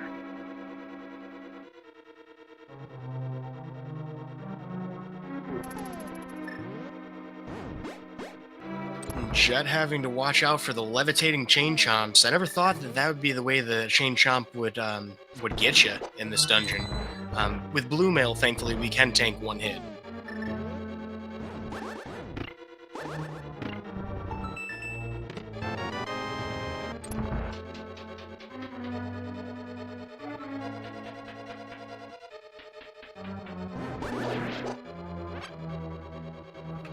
Doing some Glan's good done- work with... Sorry, go ahead. I'm just saying, doing some good work with the Samaria here. And there's another Lionel. They love to show up in interesting spots. Yeah, I'm trying to think. That probably replaces the Hoku Boku then. Yeah, because I think we've seen anti-fairies elsewhere. Yeah, so that makes sense. Although if there were 4 in this room, that would be hilarious. Ooh, yeah. Again, Randomizer has logic designed and all that, but it cares not for your ability to take damage. If it wants to give you 4 Lionels in this room, it'll do it.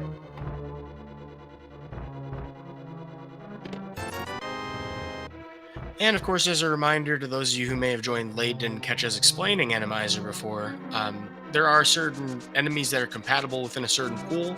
Randomizer will pull any compatible enemies from that pool and replace the old enemies with them. So you'll see all kinds of different stuff that you don't normally expect to see. We may even at some point see a cannon minion, which went unused in the original game.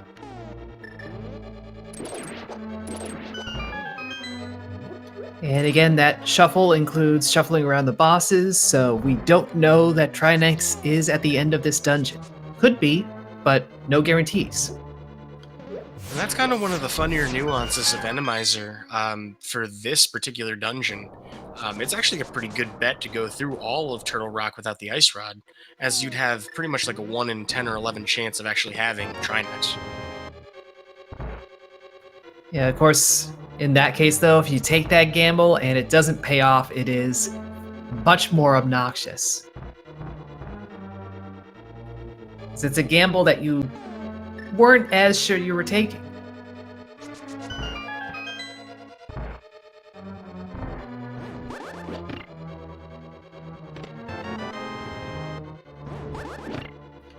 Well, Jet's not wasting time on Mimic Cave. A very gutsy decision. Jet does know he needs Bombos.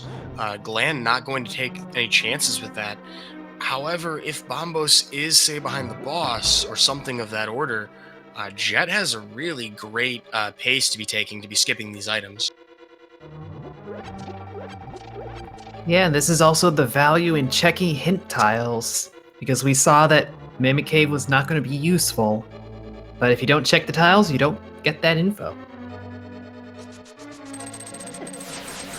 Ooh, that's a rude spike.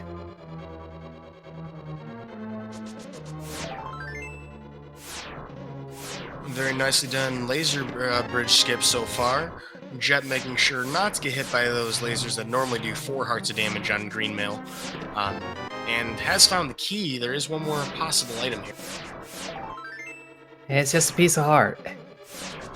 As the little desert golem jazz hands dude just wanders into the wall.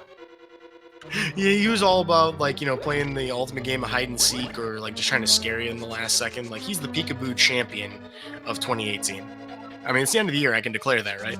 We can declare that. Yes, it is. It is time for those end of the year lists. Today on Top 10 Things to Find in Turtle Rock, Helmasaur King.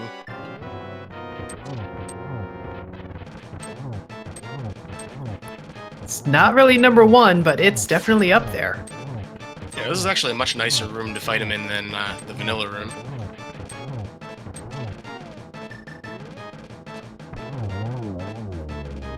Just a batch of hammer swings and a single silver arrow.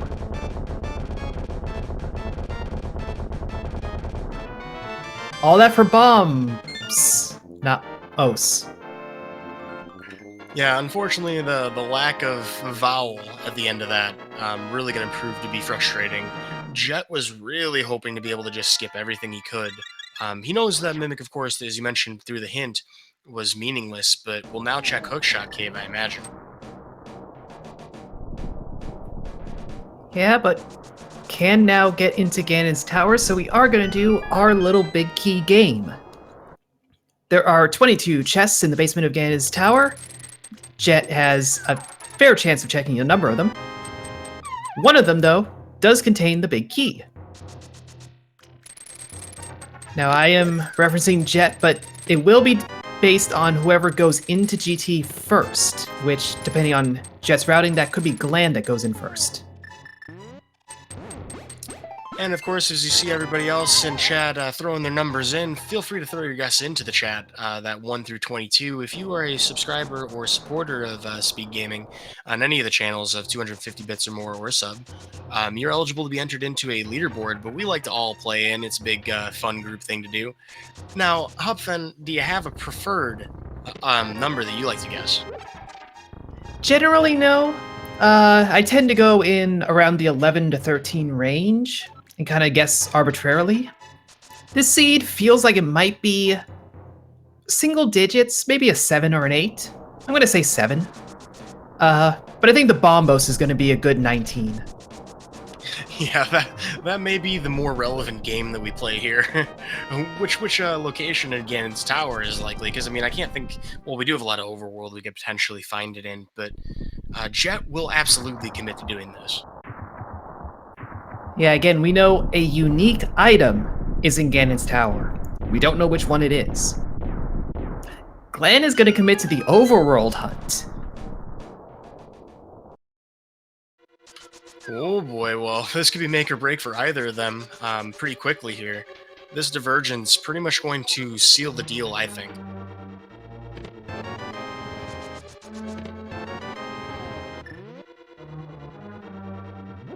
Two down, Jet finds nothing but a key and a compass, heading east because we do have the Cane of Samaria.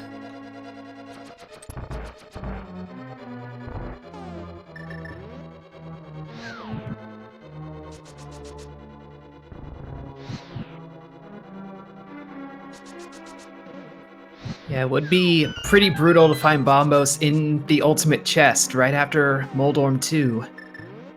Just in terms of how deep you had to go and how much you had to commit. That's got to be the absolute worst location possible. I mean, come on. Although, this is an opportunity for Jet to kind of gain some headway on Glan. He did make some overworld checks that Glan had not bothered to take. We may see Glan, for example, head towards the Village of Outcasts portal to go check the blacksmith. Yep, entirely possible. But we are 6 down, no big key. That would be 7. So, shows what I know. Rest in peace, Bob. The glitched anti-fairy sprite will unfortunately be killed by that motion. Glan picks up the powder in the Bonk Rocks west of the Sanctuary, and this actually does give him the chance to route in the Magic Bat Cave alongside the Frog check, so that's actually pretty good. Also routing in Lumberjacks, which I don't know though. Oh no, I think we saw it and it was nothing. Yeah, I'm trying to remember. It was quite a long time ago if we did check it. Jet finds a shovel, and then finally the big 11. Key. So I should have made my usual check. Yeah, I was going to say that guess would have worked. However, 11 will do it. Jet will continue progressing through the Gan's tower, still looking for that Bombos. Will not be satisfied until we get to it. The thing is, we have now found 2 unique items, so not a guarantee Bombos is out here. Well, a massive shout-outs to Smashy, who was the first to guess 11, who was a subscriber or a supporter. You have a place on our leaderboard. Congratulations.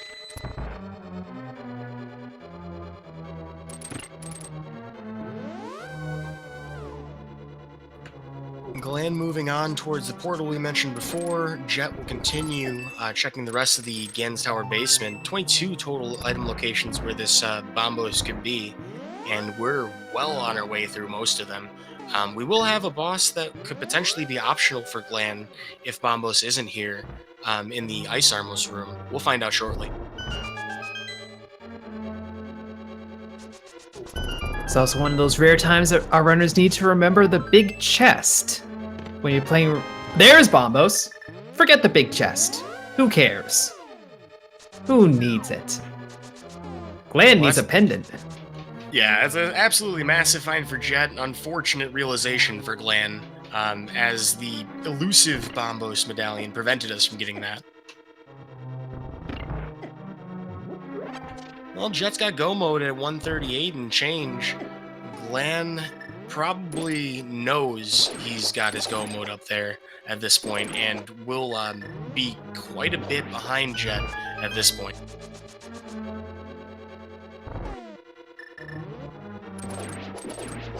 I wouldn't count your cuckoos before they hatch, though. Jet has plenty of challenges remaining here in the gauntlet, and all things considered, we could have a wall master.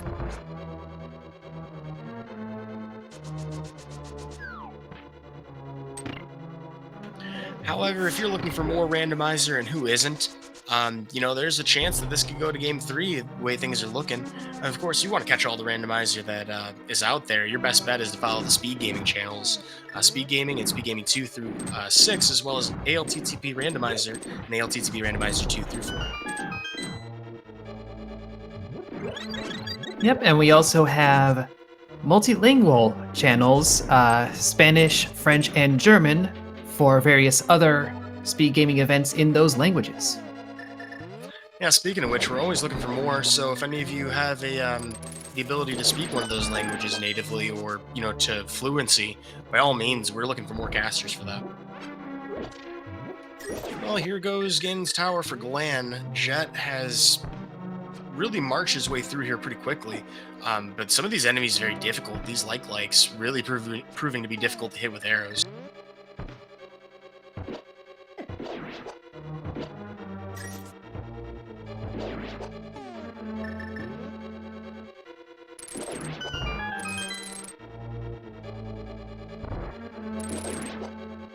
Of course, every bat that we see in one of these kill rooms is a nice little convenience. As chat pointed out, they don't count towards the kill tally. But it's nice to get them out of the way regardless. They're annoying.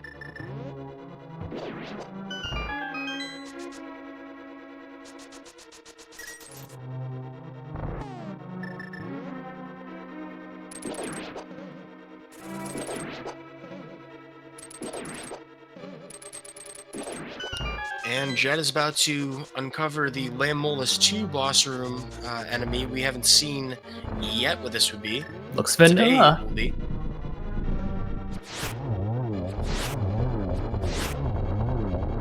Vanilla boss and very good snipes.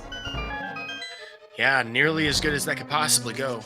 Jet with a single cycle, or a zero cycle kill as we like to call it, when he gets them immediately. We'll have a few more confusing rooms to deal with. Right now, using a hookshot to great effect to kill the enemies that you normally find in Ice Palace. Yeah, lots of those shades, or shadows, I can't remember which one is the proper name. Been seeing a lot of them today.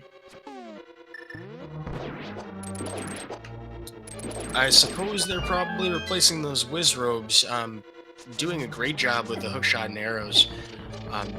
Jet not having too many troubles here in the tower climb. All things considered, I was kind of hoping for a little bit more wackiness. Now, the tower's not done, and we still have the Moldorm 2 boss.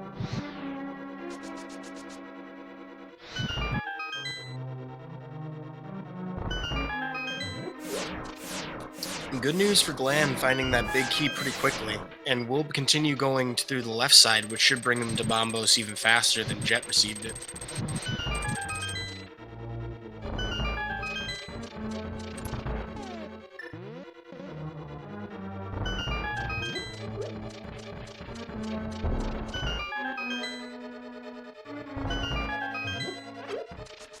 Oh, it seems I was mistaken. Watching the Lamolus 2 fight, I missed that Glan already went right. He's going really quick, though. Oh, wow. Ooh. This is a trickier Helmasaur. So we see Jet using bomb strats. He takes 4 bombs to destroy the mask, and this is probably the wisest way to do it. You can use hammer, but 17 smacks to the face where you're probably going to fall off the ledge. Not a fun fight.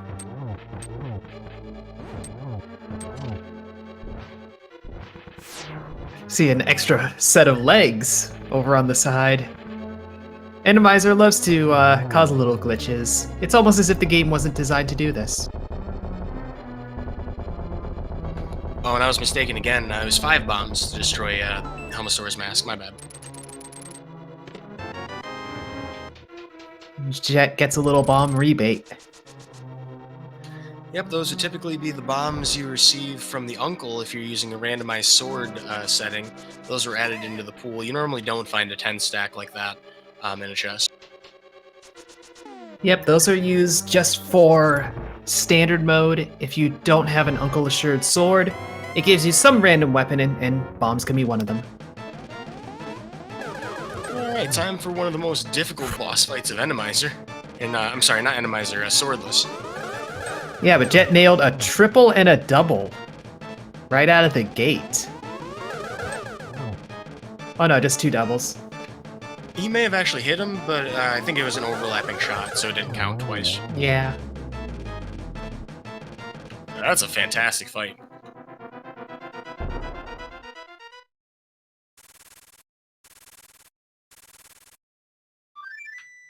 Well, Jet can see victory within sight. He's going to coast on over to the top of the pyramid. Unfortunately, will not be able to fight the boss, Ganon, because he's still got to deal with Misery Mire.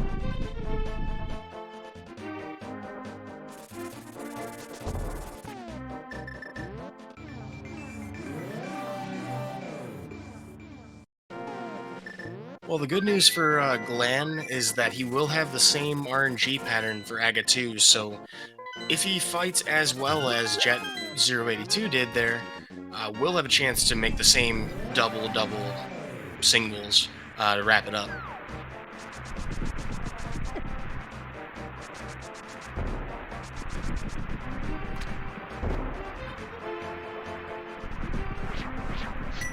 Now we get to see if we're gonna have a lucky Godmire, or if we're gonna have... Well, actually no, we know that we won't have a Godmire. We know that the big key is fire-locked. So with that knowledge, it's at least like a half deity.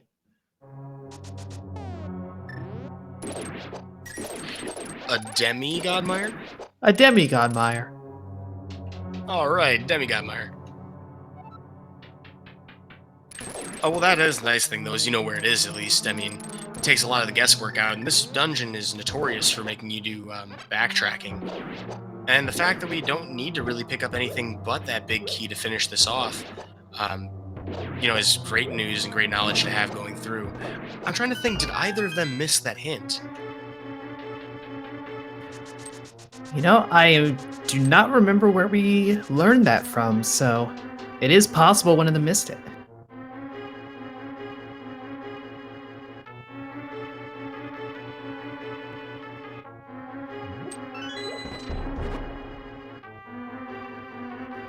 Jet is behaving as if he knows, though.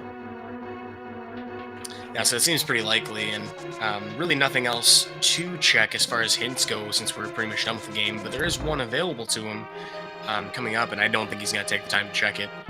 Glan, in the meantime, having a little difficulty of this room before Lamolus 2, which I guess we can actually say is Lamolus 2.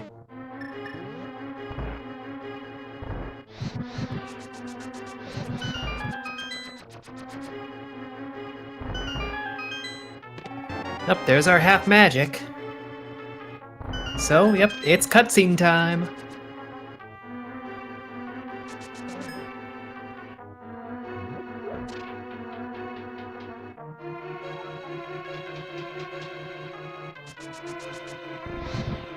Well, a near miss for Glan there in the Lamolus 2 fight, but some good recovery to make sure that that worm went down before hitting the ground. Glan will continue on through the rest of the gauntlet. In the meantime, Jet getting around these vanilla Wizrobes, no problem.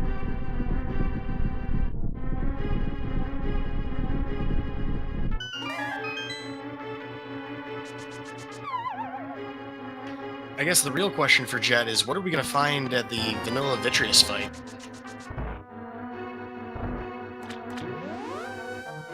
You know, this would be a good time for Trinix.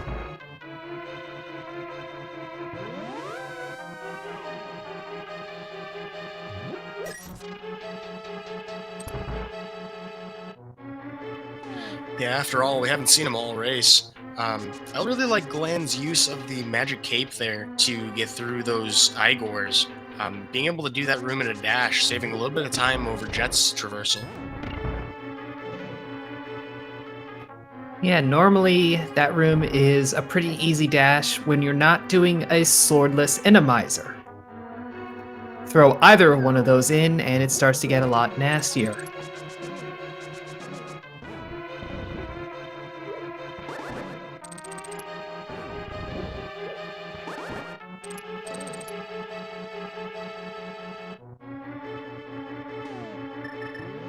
Just a few more rooms here in Misery Mire, although it's possible, I believe, to do the spooky action glitch if you have the right spike.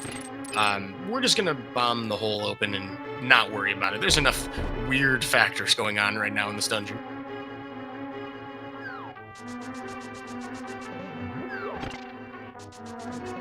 Looks like Glan is going to hammer his way through Helmasaur. Really a very important critical fight for him. If this doesn't go well, Glan's really running out of options, or really running out of the ability to catch up. And it's another 5-Eye Moldorm. Yeah, and that's not exactly good for Glan either. He's kind of hoping for a harder boss to have a chance to kind of hopefully execute better.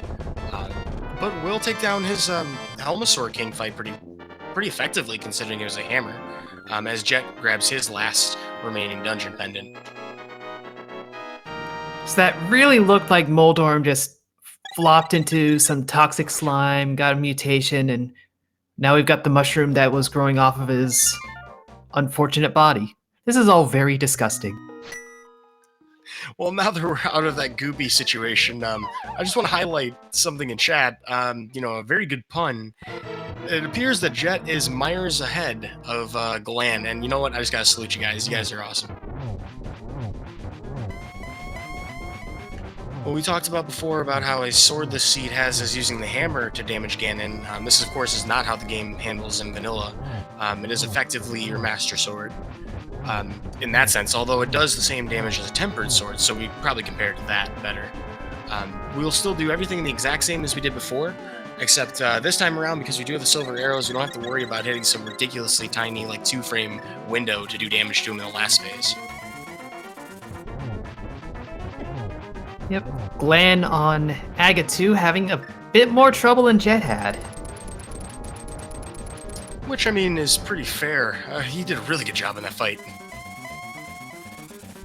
Yeah, and this is a really tough fight. Yeah, for those of you at home who've never done a swordless seed, don't take Jet's, fight through that as normal. That's actually really uncommon.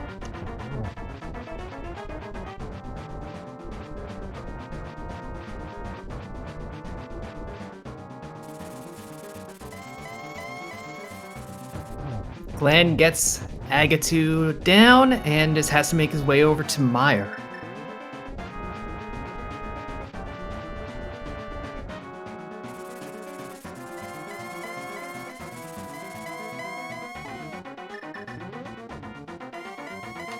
Well, Jet has managed to make it to phase 3. This is where things really start getting a little scary. You still take a lot of damage from Ganon. He can't afford a hug at this point. Which, with the hammer is kind of what you're expecting.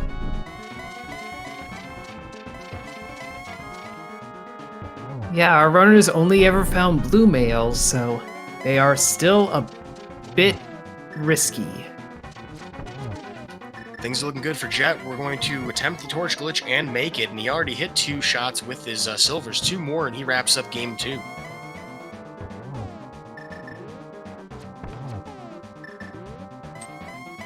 Nope, only 1.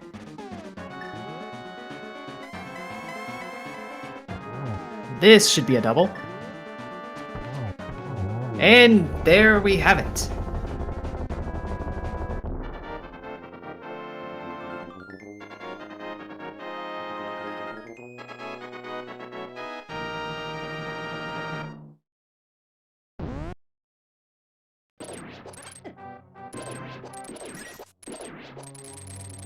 And a big old GG to Jet082, having finished this race in first place, bringing the series to 1-1, forcing a game 3, which has not been scheduled yet. Glan, in the meantime, finishing up his last dungeon as well.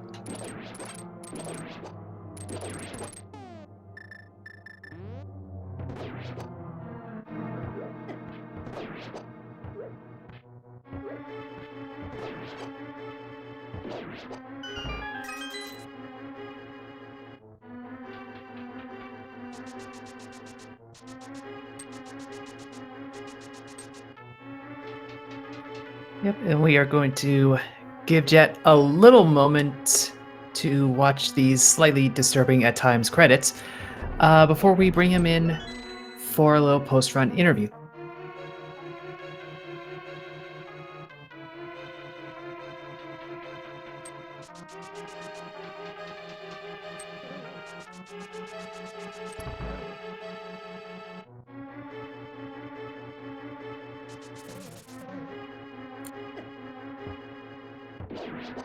All right, well, we'll attempt to get Jet in for that interview. In the meantime, everybody please cheer on Glan as he makes his way through Misery Mire, about to find his big key and make his way to that final Moldorm fight prior to the Ganon fight proper.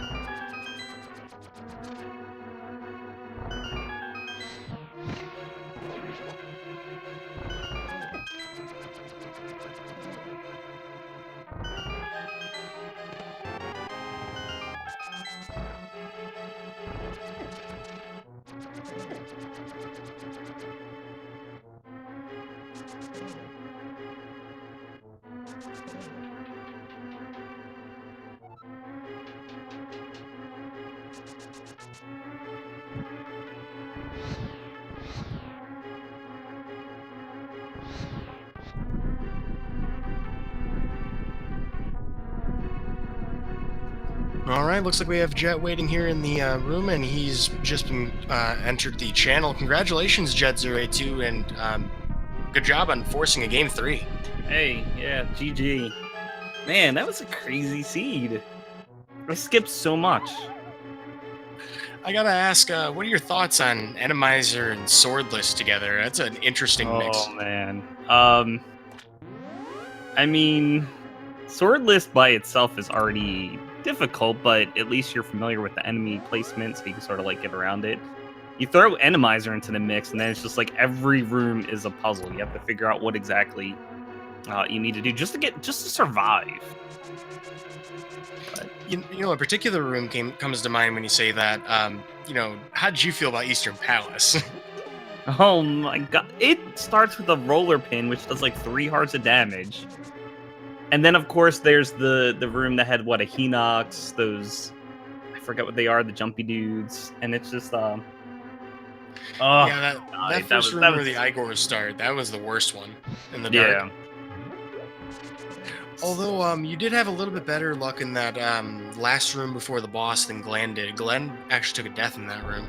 That was a really challenging, surprisingly challenging dungeon for the Eastern Palace. So, I mean, Randomizer, you've got Swordless. Have you been practicing these game modes to try and prepare yourself for these? Because it looks like you handled yourself pretty well.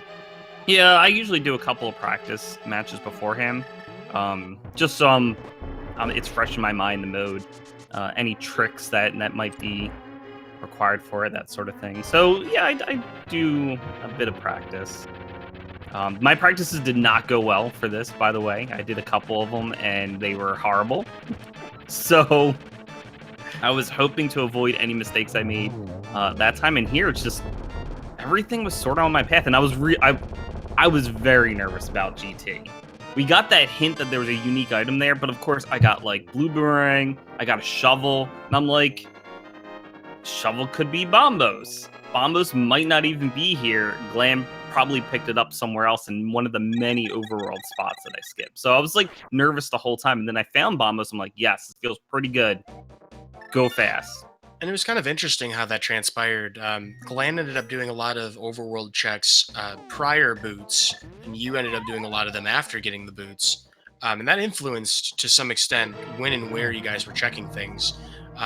At the end of the day, though, Glan, right before Turtle Rock, right before you went to GT, because you guys are pretty close together at that point, he decided to go overworld when you went to GT, and I think that ended up being the big difference here.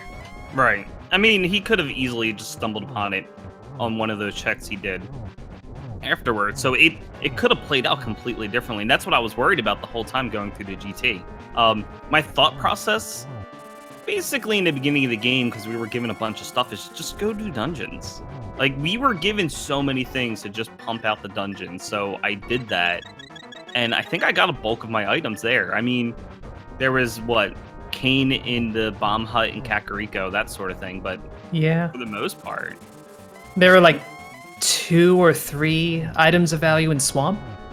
right? Yeah, we got bow and ice rod there. I really liked that I got bow, and I had silvers beforehand, so I was able to make use of that. And it was just something I didn't have to worry about looking for those silvers later on. Well, as we speak, we're seeing the third phase of Ganon from Glan. It seemed like you put on something of a masterclass for a swordless Ganon fight. I want to have some. Well, I mean, it certainly looked good on our end.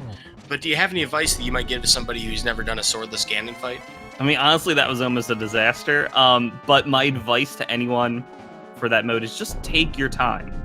Like, yeah, you want to go fast, but if you only get 2 or 3 hits on Ganon each teleport, that's fine.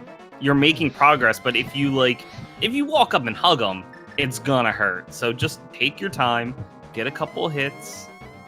Eventually, you'll trigger his, phase 3 or whatever it is you're trying to do, and then it's from there. I think it's pretty straightforward because it's mostly the same as with the sword, assuming you have silvers. Yeah, if you don't have silvers and you're trying to do swordless, then it's just like, which god do you decide to pray to? I did try to practice that because I wanted to just in case, but I'm like, I don't think it's worth the time. It's only like 2 frames that you have to hit him. It's pretty crazy. Well, as we speak, Glan has just finished up his race on stream, right at about approximately 2 hours and 1 minute. We'll see if we can get Glan in here to join us for an interview as well. Big GG to him as well for finishing up this race, which, all things considered, I'm pretty impressed you guys got this done in 2. Yeah, 2 hour I think is pretty good for a swordless Randomizer. All dungeons. I think that's a good time. But I don't have that much experience with this mode. I mean, just finishing it is a much better time than I think I could ever do, so congratulations to that alone. Really says something about the temerity of everybody in this tournament who's made it to the brackets, let alone the top or the best of 16. Now that we have just one more game between the two of you, have the two of you spoken to each other at all about when you might schedule that game? Not yet. I mentioned that because of what's coming up next week, that I have to get it done during the week. I don't have the weekend to play, so hell, I see Glan's speak here of now. the Glan, he shall arrive. Hi, Hey, GG. Jet. GG. What a seed. Yeah, it was pretty fast seed, gave you all the stuff you needed. Like, just kind of the natural route, just let you into every item you need, pretty much. I mean, we found a lot of stuff in dungeons, so I think that helped. Just leading you from dungeon to dungeon so you get done. Yeah, in a it was pretty reasonable much time. all in dungeons, except like the Death Mountain stuff, but Yeah, and it did eventually bottleneck you pretty early in Light World, forcing you to do the AGA a little earlier than I know a lot of all dungeons runners like to.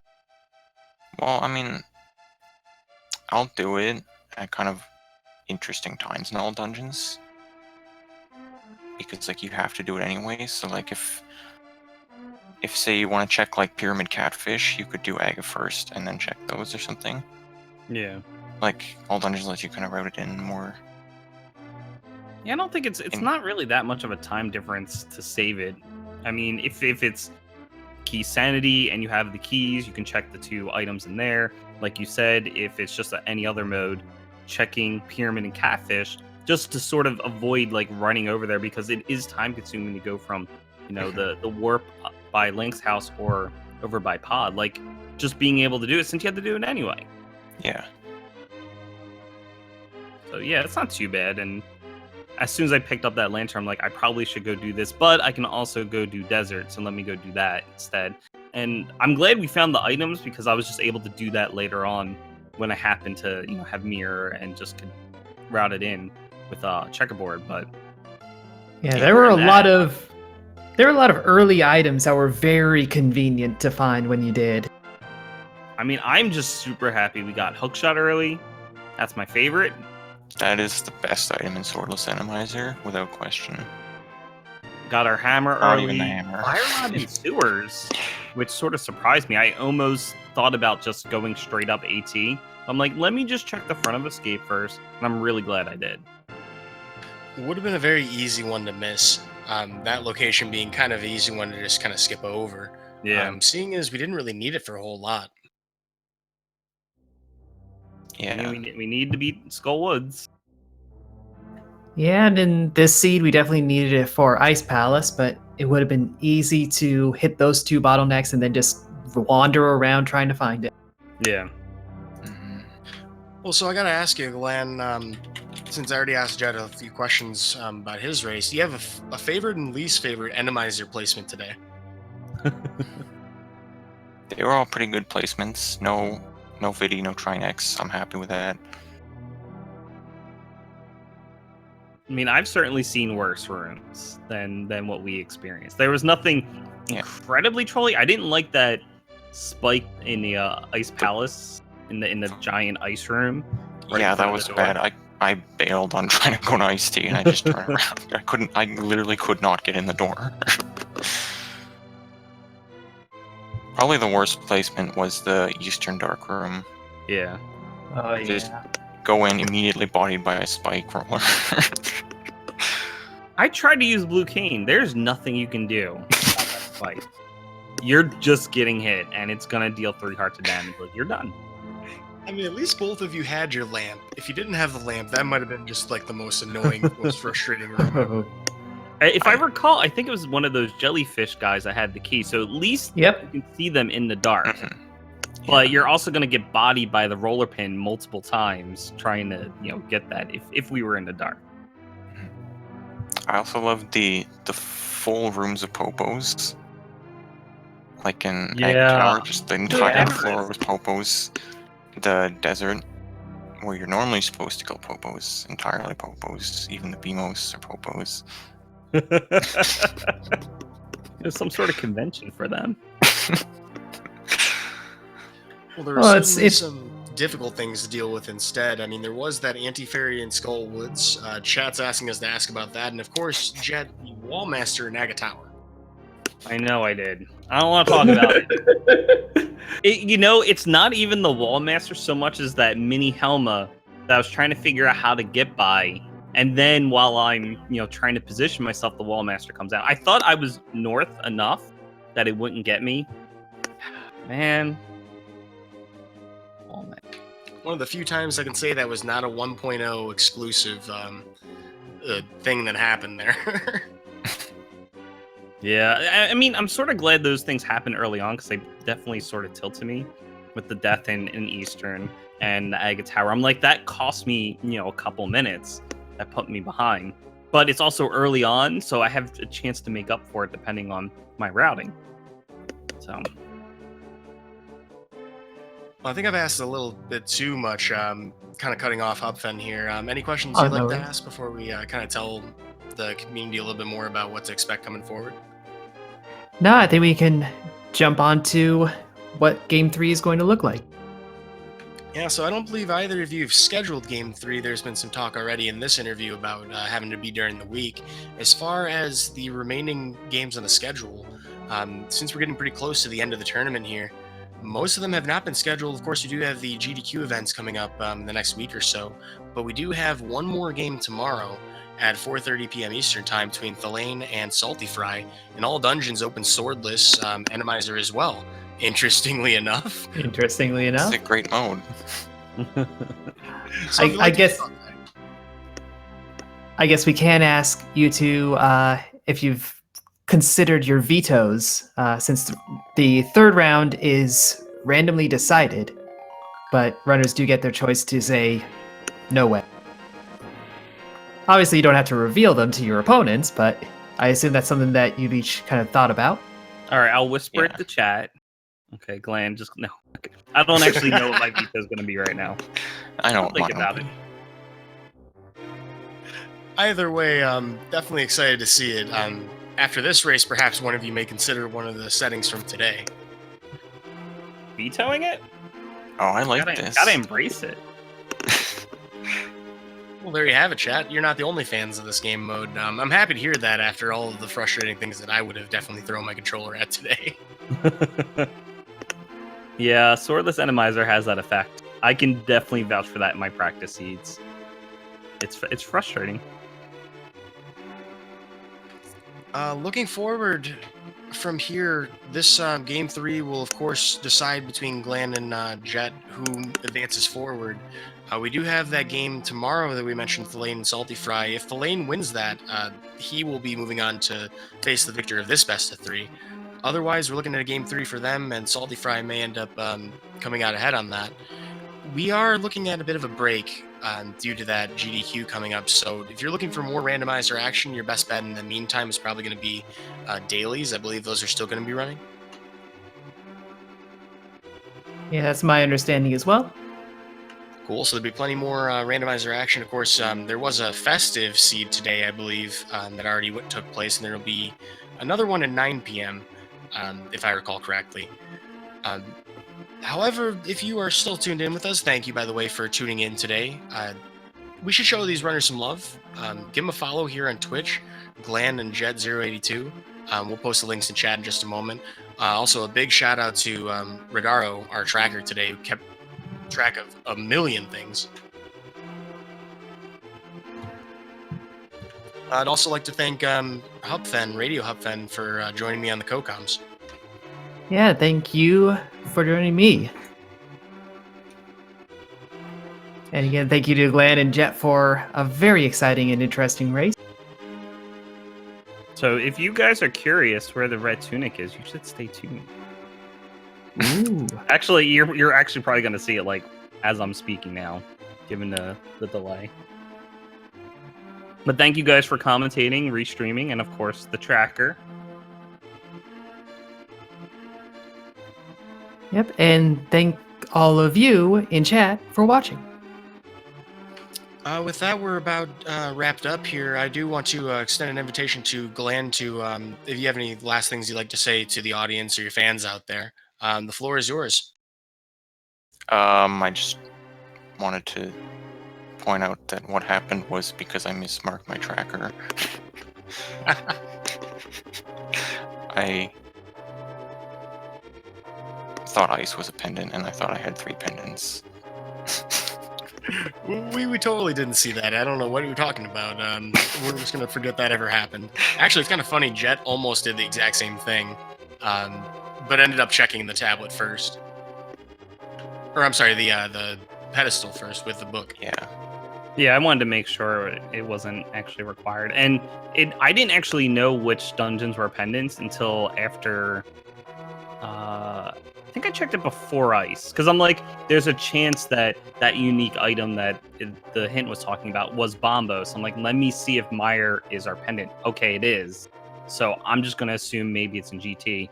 As soon as I got Kane, I'm like, I might be in mostly go mode.